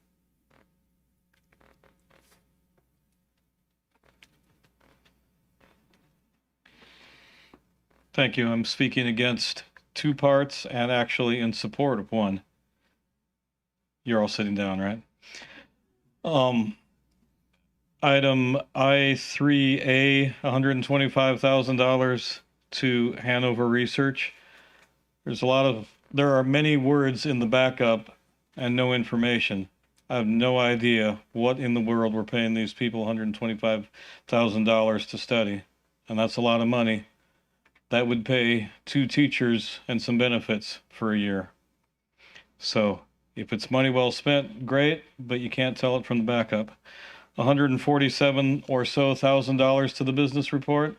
This is a company that was founded by somebody who's made it his mission as a politician and supporter of politicians to destroy public education. Even though it's not his company anymore, it still has his imprint, and I don't think we should be sending public money to the business report. But I will enthusiastically encourage you to vote for the consent agenda based on item I5. The more of these extra job descriptions get eliminated, the better the chance is that I will finally get the complete list of the job descriptions that still exist. Thank you. Thank you, Dr. Finney. That's all the public comment cards I have for the consent agenda. So we're back to the board. Mr. Lannis. Yeah, I'm going to go speak to one item on the consent agenda because I think it needs to be highlighted. Ms. Nicola, I know you weren't expecting it, but I always like to use these moments to bring light and give insight, because often, so the last, I would say, solid year, this is before you got here, we continue to hear as a board that we're creating jobs, we're creating jobs, we're creating jobs, we're creating jobs, and that was the message. But now that we are eliminating job descriptions, something that happened or that was in existence prior to you coming here, we don't hear that same level of enthusiasm. That thank you. Thank you, Mr. Feeney, or Dr. Feeney, rather, I'm sorry, for shouting that out. But I just think that that needs to be encouraged, because I know how hard that job has been since you've been here and trying to correct a lot of the things that were previously existing before you got here. And I just want to say personally, as a board member, I appreciate you and your entire HR team for the work that you do. Thank you. Thank you, Mr. Lannis, and thank you for those comments. The board is clear. Madam Secretary, please conduct the vote. Please vote.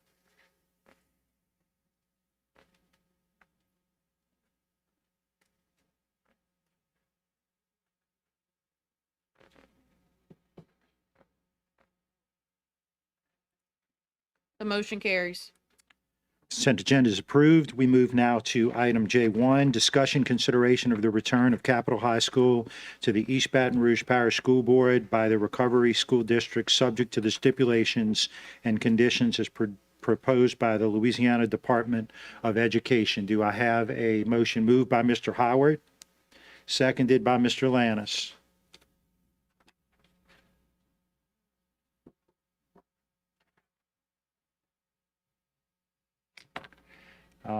And Mr. Lannis, you're on the board, or was that for a motion? On the board? Yeah. This has been a long time coming, truly.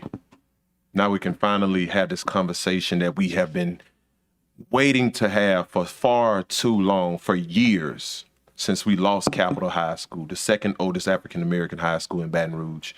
Such a legacy. And I see so many lions in the house. In fact, the lion blood runs through me indirectly because my mother, my entire family on my mother's side are all lions. So this is just a really big moment. I want to say my hat goes off to the entire Capitol High School alumni, Councilman Cleve Dunn. I know you have been working tirelessly on the ground inside of those grueling meetings. I have been there with you at those Bessie meetings where we're constantly getting pushed down, further for 6 hours before we can actually go and talk and you show support.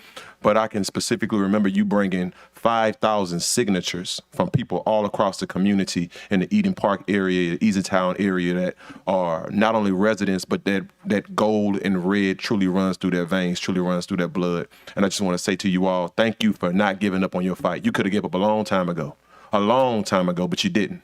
And because you didn't, you now stand in this room tonight where we can finally make a vote to bring you back home. So I'll tell you from my end, welcome back. Well, thank you, Mr. Lannis. And up next is Mr. Howard. Yeah, I just want to plus one my colleagues' sentiments. When we campaigned, when we ran for election 4 years ago, this was at the topic of concern around like what do we think from about bringing capital back to EBR. And we were in a meeting in the Capital Alumni Association meeting, many of us who were running for election at the time, and that was the question, like, what do you feel about capital, and would you vote to bring it back to the district? And so tonight we have that opportunity. Tonight we have an opportunity to preserve the legacy of a historic institution in our community.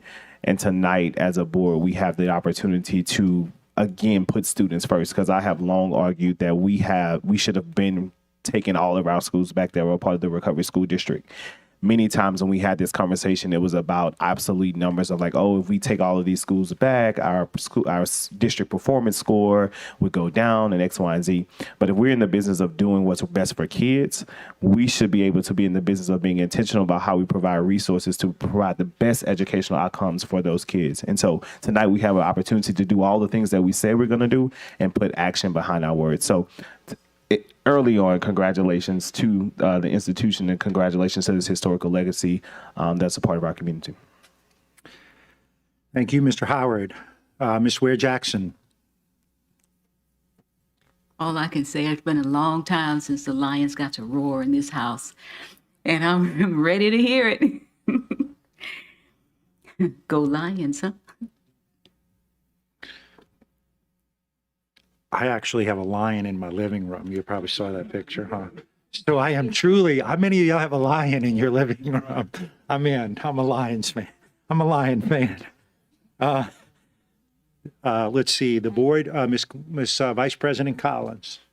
I just also too wanted to express my sentiments and look forward to prayerfully, because the vote hadn't happened yet, but that this passes. I remember when Capitol High has gone through a lot of different changes over the years, and I look forward to EBR school system working for something on a higher level for the Lions. So thanks for coming out, and thanks for working on this.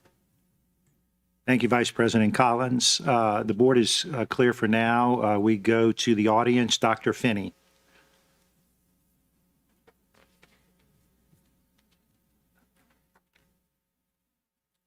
Thank you. The faster Capitol High School gets out of the RSD purgatory, the better. However, that does not mean that I am convinced that Dr. Narcisse is anywhere close to being able to make a case that Bessie will accept. The backup material looks identical to what was presented at the Bessie meeting several weeks later. There was way too much said at the Bessie meeting about this focused choice plan, whatever that is, which is a plan to turn over management of Capitol High School to a bunch of private, unelected people meeting in secret, as appears to be happening at Park and at Eva Lagarde. So be very clear on what you're voting on. If you're voting to ask Bessie to get their grubby paws off a local school, absolutely. If you're going to give this administration even an inch toward approval of yet another poorly conceived focused choice fallacy, you need to tell him no.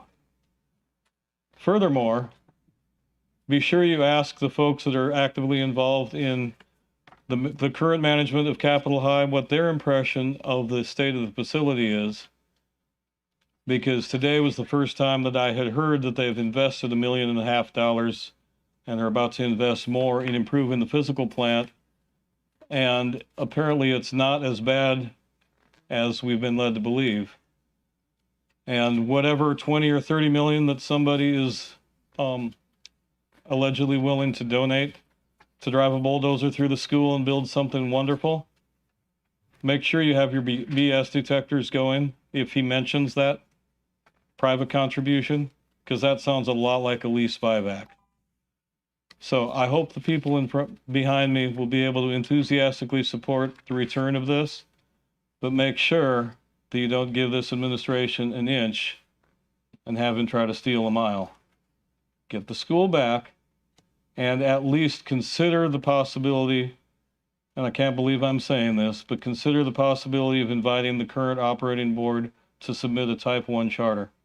Because I don't think this administration has a clue how to organize a school that will even maintain the current student body, much less increase it. Thank you. Thank you, Dr. Finney. Reverend Flowers.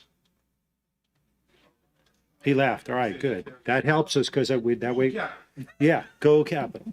All right. We got till 9 o'clock, so we don't want to hurt ourselves, right? Mr. Jack Harrell.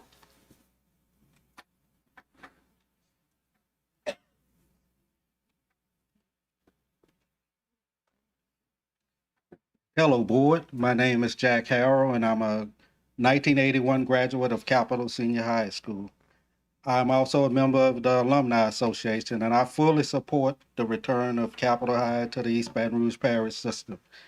It was February 21,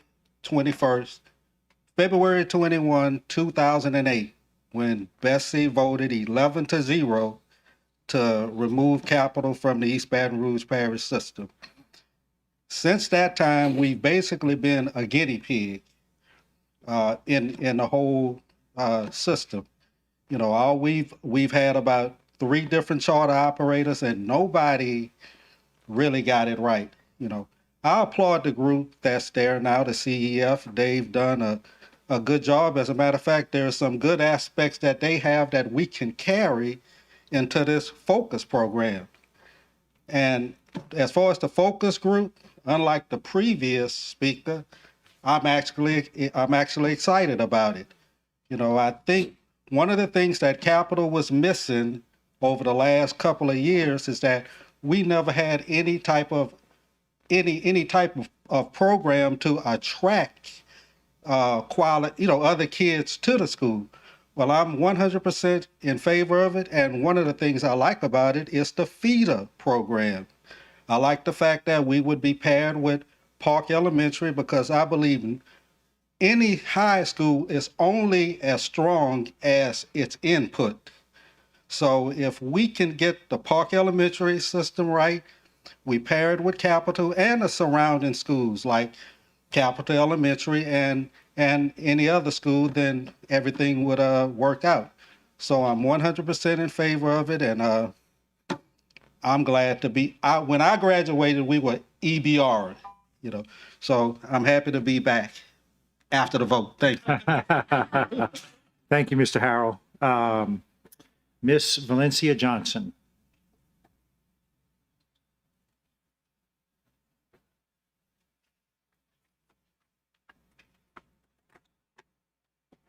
Good evening. Good evening. President Tatman, Vice President Collins, and the board, Dr. Narcisse. I am in full support of returning Capital High into back into East Baton Rouge Parish as one of our schools. And I would hope that the board uses that presentation that we had last week and incorporate that model of sustainable community schools within that school. Thank you. Thank you, Ms. Johnson. Mr. Harris. I couldn't read your first name, so I'm sorry. Sorry about that. That's all right. A little bit of chicken scratch. Hey, good evening, everybody. Jason Harris, United Faith Leaders. I just want to say that we are, like everybody else here, most folks here, we're in support of Capital High being returned back to East Baton Rouge Parish Schools. That's it. We just support it. Thank you, Mr. Harris. Dr. LaFonda Hurd.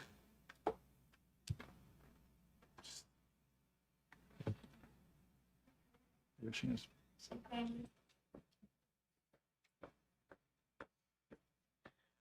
Glory to God. How y'all doing? Hey, how are you? I always start everything off with glory to God. I'm sorry, y'all. This is just the life of a preacher. Come on. My name is Dr. LaFonda Hurd. I'm the United Faith Leader and also the founder of On the Move for Christ Faith-Based Counseling. And I just stopped in here tonight to tell you that I am in favor of Capital High returning to the district. Let me tell you why I'm passionate about this.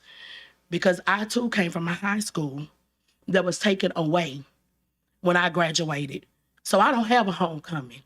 When people get ready to go and they talking about homecoming, like homecoming get ready to come up for Bishop High School, if any of y'all know anything about North Louisiana, Bishop High School about to have homecoming, but Delta High School doesn't have one. So they're saying that Bishop High and Delta are gonna have a homecoming together. We were rival schools. How do we have a homecoming together? It doesn't work like that. So of course I'm not going home for homecoming. It's all good though. I'm not going home for homecoming. But I think that if we brought Capital back, it would boost the morale. Because I know if they brought Delta back, oh, I'll be in Bishop and Marouge like, yeah, turn up. I'm just saying. I'm just saying. And I would go home more often because I do a lot in the community for Baton Rouge, but I don't do a lot in the community at home. That's because I also graduated from Southern University. So I do have a homecoming, just not a high school homecoming. So I just want to let y'all know I'm in favor. I think it'll bring the morale back. It'll join the communities back together. I think it'll bridge the gap that we have in our communities if we would just give them the opportunity to be able to come home to something. That's all I'm saying. God bless y'all. Bless you, Dr. Hurd. Thank you. Is it Eileen Walker? Miss Walker? There you go. That's me. I'm struggling with my names today. I'm sorry. It's getting late. That's quite all right. First, I want to say it's all about that red and gold, all right? Well, I am in support of bringing Capital back to the community. I am an alumni, 1978 Gold Capital. And I just thought it would be a good idea to bring it back for the neighborhood. And some people say, is any good thing come out of Capital High? Yeah. I came from there. There you go. A lot of Amen. preachers have come from there. We have councilwomen. It's just so much more. And I do believe it would be an asset to the community to bring Capital back, all right? Thank you so much. Thank you, Miss Walker. God bless. Appreciate you being here. Miss Karonda Corley.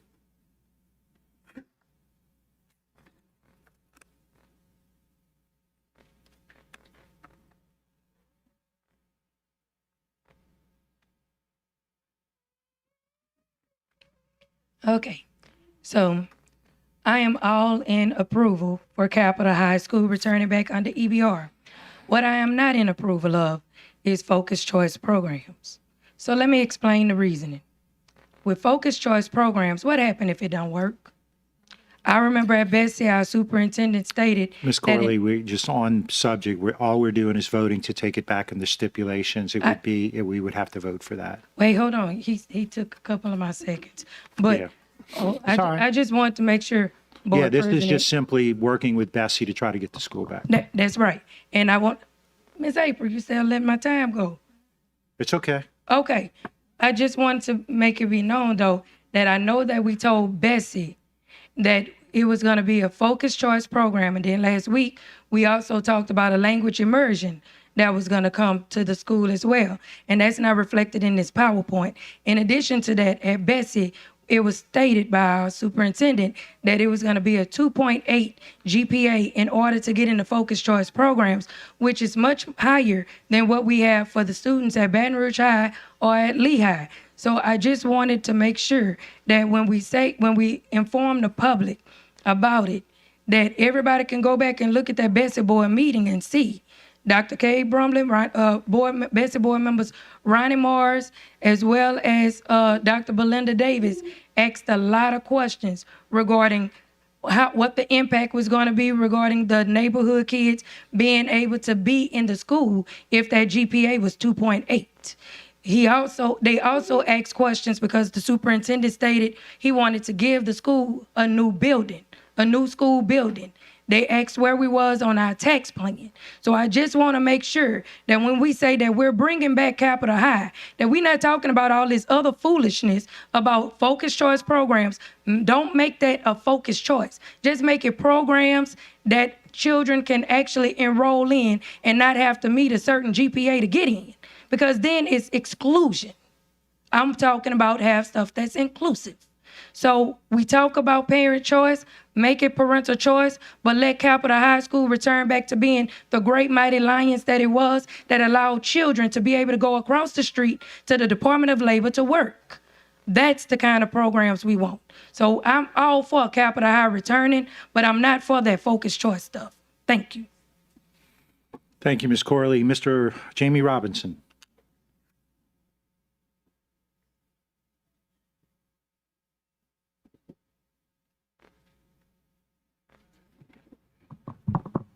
Hello, everyone. I stand today in support of Capital High School returning back home to the East Baton Rouge Parish school system. Capital High definitely has a rich history. For me, it's more than just seeing the doctors and lawyers and legislators and community leaders that came out of Capital High School, but myself being a graduate of Capital High School, my family, my grandmother, my father, my uncle, my grandfather, my cousins, seeing us all go through Capital High School, it's a legacy thing. We look forward to going to homecoming games. We look forward to celebrating at the end of the game, singing our alma mater. What this will do will offer a level of stability, which will bring us a level of comfort that we don't currently have. I can remember being a student of Capital High School, standing at this podium, well, the one before the renovation, begging the school system to do something to fix our school while we were still a charter, because it was still an EBR facility. And because of all the red tape, you guys were not able to do that. So I look forward to a future where we're able to see Capital High School back at home, right where it belongs, where we can continue to bleed our red and gold and have the facility that we deserve. Thank you. Thank you, Ms. Robinson. I have a couple of cards that do not wish to speak, but I will read in Brenda Christopher. As a member of the class of '83, I'm in favor of bringing Capital High back to EBR. Dr. Nikki Dangerfield is here in support of returning Capital High. Alexis Cockerham supports the recommendation, does not wish to speak. Yolanda Braxton, having a high school is vital to this community, so bring Capital High back to EBR. And Tammy Christie is in support, Capital High alumnus, and does not wish to speak. And that is all of the public comment and cards that I have, and we are now back to the board. Were you on the board before, or because I look like I might have? You good? Okay. Well, not surprisingly, the board is clear. So, Madam Secretary, please conduct the vote.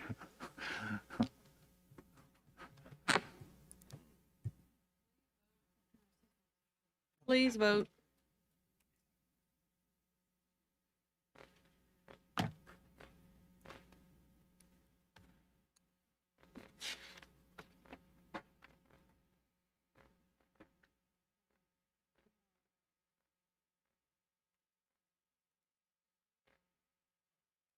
The motion carries. Motion carries.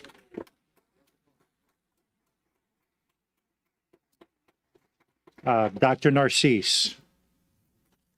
I just wanted to first commend this board on putting children first. One of the promises that we've made was to make sure that we do right by this community and to go through this process. It was a lengthy one, and I know sometimes the board, there's always different folks that have different opinions about us around issues, but this board, I believe it's done the right thing for us to bring capital back to EBR. And the commitment that we have is not only to bring capital back, but to ensure that this community and this school is successful.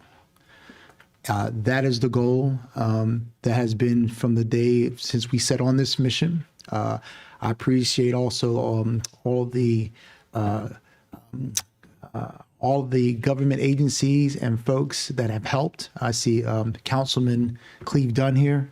Appreciate his support, the alumni and others that are here that have done that. And I also appreciate LDOE for working with us through the process for doing that. It's still not a full giving back yet. I don't know, Max Day from LDOE is here. Would you mind coming up, Max, maybe telling, now that the board has voted 9-0 to bring back the school, I believe there is one more final step from the Betsy board. What we voted tonight was to bring the school back in agreement with the 5 conditions that have been set by Betsy. So I think there's one more vote. Is that correct? Okay. There are 2 other steps to do that. At the October Betsy meeting, we will open a public hearing. The comment, we'll close the public hearing, and then after that, there'll be a vote to return. So there's one more vote left, is what I heard. One more. Yes, sir. So and that the date on that is I believe it's October 11th. October 11th. And so I once that happens, then the school will be back to EBR fully. And our goal is to continue to do exactly what we said we're going to do. And it's not only just bringing the school back, but as we even spoke with Betsy and other folks, is to make sure that the school is successful with the community. And that is the promise that we give in this community. That's what we said we're going to do, and that's what we're going to do. And so I just wanted to, again, thank the LDOE for working with us, thank the alumni and partners, and I look forward to October 11th when Betsy will do their final vote so we can really celebrate and help this school be successful. Thank you, President. Thank you. Thank you very much for being here. Almost said Dr. Lannis again. Mr. Lannis. Thank you, President Tadman. I just wanted to use a point of privilege. But before I say that, I'll say this. I'm going to speak into existence now. Betsy's going to vote in favor of capital, and y'all will be coming back. Thank you, my man from LDOE, for all the work you've been doing. My point of personal privilege is I wanted to, if we have any Capitol High School alumni supporters in the building, I would love for them to come up front with our board or any board members that would like to take pictures with them. More specifically, Board Member Howard, given all of the work that he has put into this also over the course of the last 4 years, we just want to call you all down and just be able to say that from our end, we did our part. And we want to call you all down for a picture, if that's okay, Mr. Yes, Superintendent, sir. Mr. Absolutely. President. Thank you. You got 5 minutes. No, I'm just kidding. Just joking.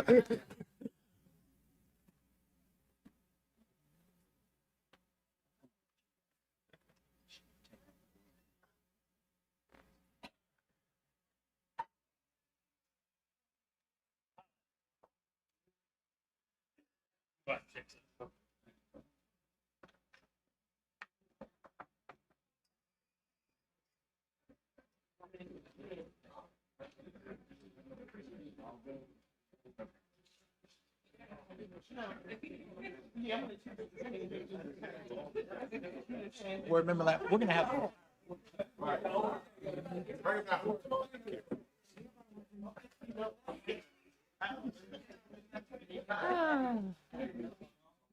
Keep the same. All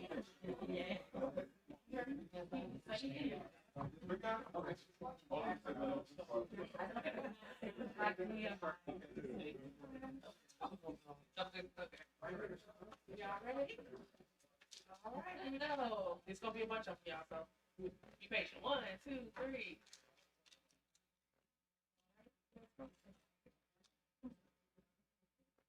Go, 1, 2, 3.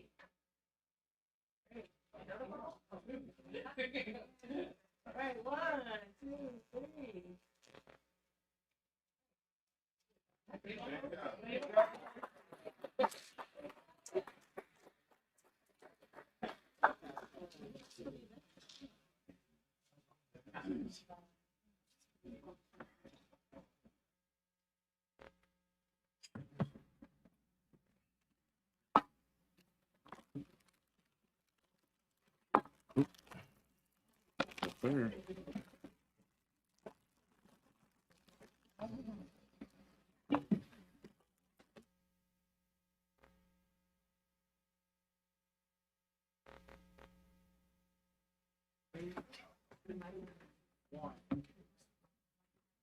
It would help. I'm so excited, I forgot to turn. Item K1, discussion of actions required to bring East Baton Rouge Parish School System staff into compliance with Louisiana Revised Statute 4231.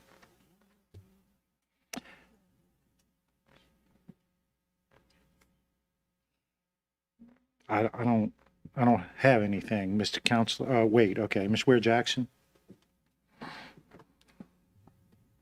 Thank you, President Tapman. This little issue has come up for a number of months, questions around this statute and whether our district is in compliance. And I know you sent me or I don't know if it's just me, but I saw an email, that kind of spoke to that, but it keeps recurring. So, in order to just be responsible around it, I wanted to get General Counsel's opinion on this so that we can make this clear, or if we are out of compliance, what we need to do to be in compliance. I have a bit of concern around our board and district when it comes to being within the law and making sure that we're abiding by our statutes. I thought that the statute would actually be in the backup, or the piece that refers to us or does not refer to us would be in the backup so that the public can see this as you speak to this. So would you speak to this, please? And if you could quote in the statute where we either are or are not in compliance and what we might need to do moving forward. Yes, ma'am. And I can actually add a supporting memo later. The reason I don't have backup is I'm working with external counsel to look into this a little deeper. As you know, I sent an email to the board, I think several days ago, of some research I solicited back in May of this year. This question came up some time back. And I got some information from external counsel. Their initial opinion was they did not believe this statute applied to us. And I'm going to basically state the terms of statute so the public knows what we're talking about. 4231 requires any person hired or employed in an unclassified position as defined by the State Civil Service Commission and whose annual salary or rate of compensation is equal to or exceeds $100,000 annually shall within 30 days of being hired or employed provide proof of public employee that he's been issued a Louisiana driver's license and that all vehicles registered in his name are registered in the state of Louisiana. And so in my initial conversations with external counsel, the belief was that did not apply to us. There are state civil service rules that have been cited since then that they're reviewing where parish school boards may be listed under regards to state constitution. But I need an opinion from external counsel before we take any action. I will say that as a I guess, to err on the side of caution until we can get a finding, we asked HR to look into actual numbers of employees out of compliance, and I believe there are only 3 at this point in the entire district. So they are working to get in compliance if the statute applies to us. What I would propose I do is once I get a final opinion on that I send that to the board, and also I can post it here for the public to see. Does it say, it says under, would you read that again about, it would be helpful if I could see that myself, but you said under the guidelines of the State civil service. Yeah, so so unclassified persons as defined in the state civil service rules, okay? It does not mention parish school boards in the statute. And so that's kind of where the confusion came in. Our external counsel are looking into whether they believe that actually applies to us as a parish school board. I need their opinion on that before I render an opinion to this board.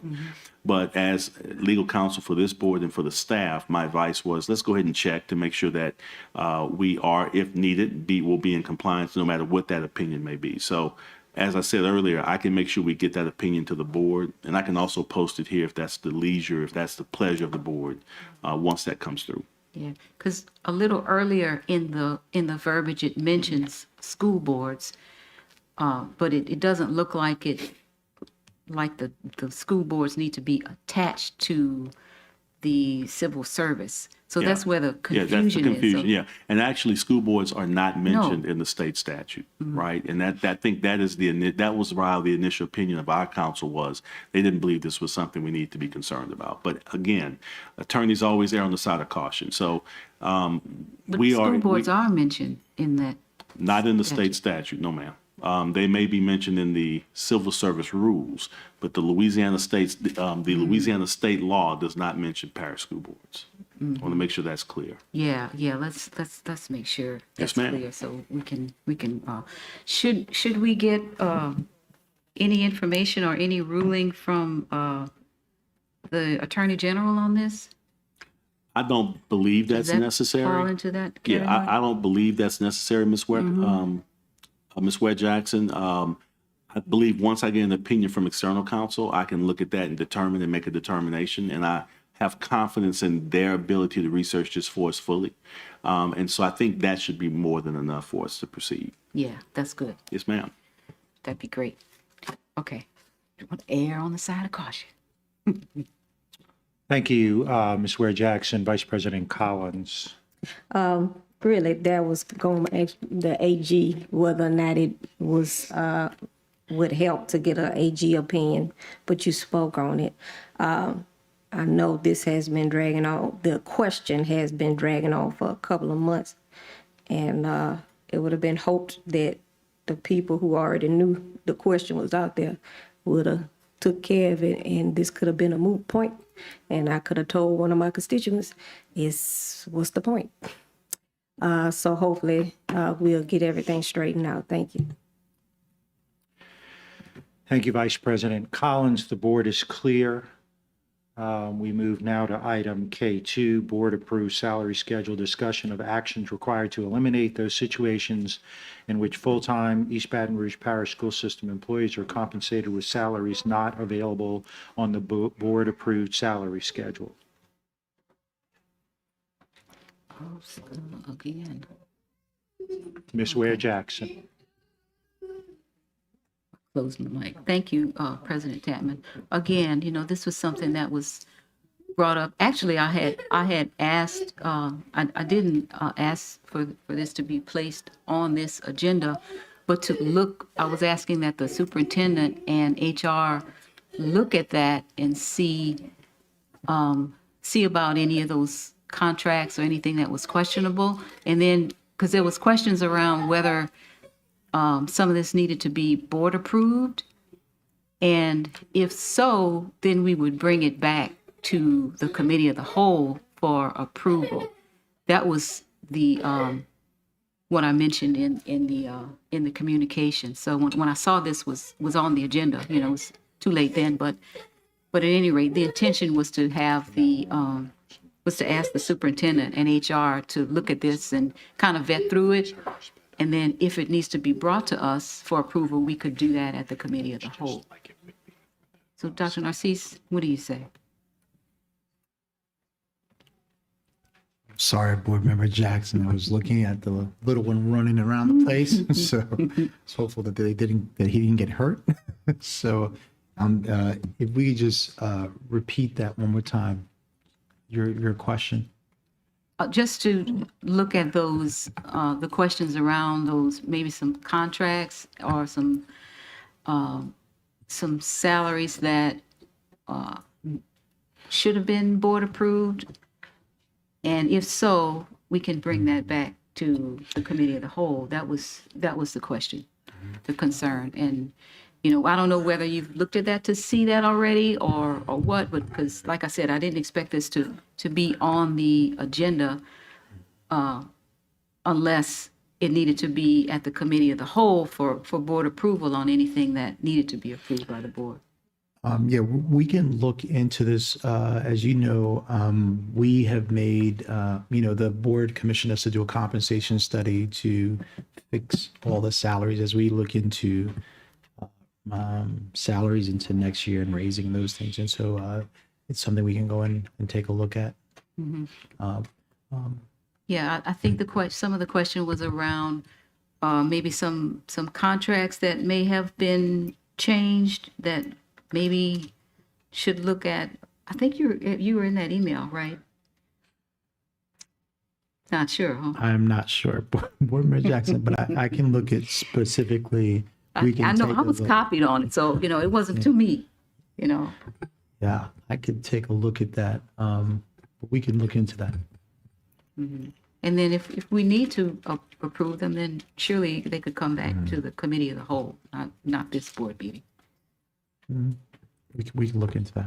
Ms. Ware Jackson, I'll give you a call tomorrow to make sure we get the specifics of that email, and I'll work with Dr. Narcisse. Well, the email wasn't from me, so Yes, I ma'am. would, you know, it was forwarded to me, but it was to you all. Okay, we'll look into that, Board Member Jackson. And if there's any thing where we'll do some research on our end, if there's anything that needs to be board approval, we do as we do everything to make sure that all of the board actions is the board action. Right. And that's what I was asking, to bring it later if it needed to be. Yes. Thank you. Thank you, Ms. Ware Jackson. The board is clear. We move now to item L, updates, redistricting update. Do you have any updates, Council? I have no updates at this point. As you know, we're in a holding pattern. The matter is currently in the Fifth Circuit Court of Appeals. Following a decision by the district court, we are currently in a situation where we were stayed from using one plan and also prevented from using the other. So we're currently using the 9-member plan adopted in 2014 by this board. The Court of Appeals has not rendered a decision. They've not given us a timeline as to when they expect to render a decision. As soon as I have any information on that, I'll provide it to the board in writing. Thank you, Mr. Shamlin. Ms. Ware Jackson. Mr. Shamlin, I was hoping you would just read the report so we make sure we got all of that information in there. Would you mind? Yes, ma'am, I will. Purpose of the memo is to serve as a response to a request for an update on the East Branch Parish School Board's redistricting process regarding the status of litigation. As communicated recently in the Fifth Circuit Court of Appeals, is granted in part and denied in part the school board's request for a stay of the trial court's June 17th judgment. Specifically, the circuit stayed the portion of the trial court's judgment that required the implementation of Ware Collins Plan 111. First Circuit Court, however, did not stay the portion of the judgment enjoining the implementation of Plan 22. As counsel, including counsel for the Louisiana State Secretary of State, interprets it, the ruling means that neither plan can be implemented until further determination. Court of Appeals granted the board's motion for expedited review and set oral arguments on August 10th of 2022. Those oral arguments were made. However, the court has not rendered an opinion. A motion to dismiss the matter was offered by opposing counsel and a response filed by the board counsel. The Fifth Circuit has not rendered an opinion on any of those pending issues. As for now, it would appear that we must continue under the current 9-member plan until we receive a ruling from the court. Okay, I appreciate you reading that. Let's see if I can. And I know we always tie everything we do to the strategic plan. And I certainly agree the cornerstone under operational excellence by having these reports to keep people updated on where we are in that. And, you know, our commitment in this is to be responsible stewards of community resources for the achievement of district priorities. That's a little bit skewed as far as being stewards, good stewards to our resources, you know, because we are spending a lot of money, over 125,000 to produce a redistricting plan, which we basically failed to do now that we're in the middle of a lawsuit with an acceleration of money spent to do something that we failed to do, what we could have done for less than 25,000. And our key performance indicators are streamlined district services and operations to improve district interactions and experiences and increase clear and consistent internal and external communications through all district channels. I think by having these reports, it does indeed increase the communications. So I do appreciate that. It's unfortunate that we have to spend so much money on something we failed to do. And it's definitely not in the best interest of our district. But I appreciate the report. So thank you very much. And I would appreciate seeing this seeing an ongoing report at each of our regular school board meetings, just to keep everybody abreast of what's going on. Thank you, sir. Thank you, Ms. Ware Jackson. We now move to organizational items. Ms. Dyson. Yes. Announcement of meetings. The Dufrock School Community Forum is to be held on September 21st, 2022, from 4:30 to 6 p.m. at the Dufrock School. Some or all board members may attend. Community Forum is to be held on September 22nd, 2022, from 5 to 6:30 p.m. at the Blue Bonnet Library. Some or all board members may attend. Oversight Committee meeting is to be held on October 3rd, 2022 at 5 p.m. at the Central Office, Conference Room A. Some or all board members may attend. Community of the Whole is to be held on October 6th, 2022 at 5 p.m. at the Central Office Boardroom.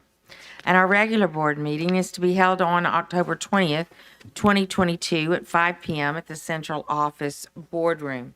And I'd like to add that the EBR Fall Fling recruitment event is scheduled for September 24th to be held from 9 a.m. to 12 p.m.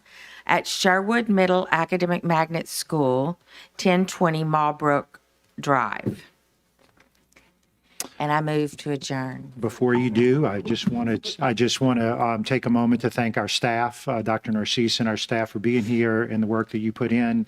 I want to thank our board members for hanging through a long meeting, and I want to thank law enforcement for the work that you do with us all the time. And Ms. Dyson. I also want to, I'm sorry, Mr. Tatman, I really do need to make a comment about the Dufrock meeting, because there's been some confusion, and there's been a lot of, there's parents that sent emails like a month or so ago asking for a later time. And this meeting is still on the schedule at a time when there's early dismissal and parents just can't be there. So I understand from Dr. Narcisse that there will be opportunities for another meeting later, because I believe if we keep it at the 21st, at that time when they are objecting to, you won't have the impact that, or even the value or intent of the meeting. So, but there are wonderful parents who are hoping to pull more community members into this conversation to really make Dufrock the school that that we actually want it to be. It's a wonderful neighborhood school with a wonderful special component there, and we want to increase that and bring in the community. So I appreciate that, and we can figure out when that later meeting will be. I know they're asking for sometime early October, so they have more time to plan for this. Thank you.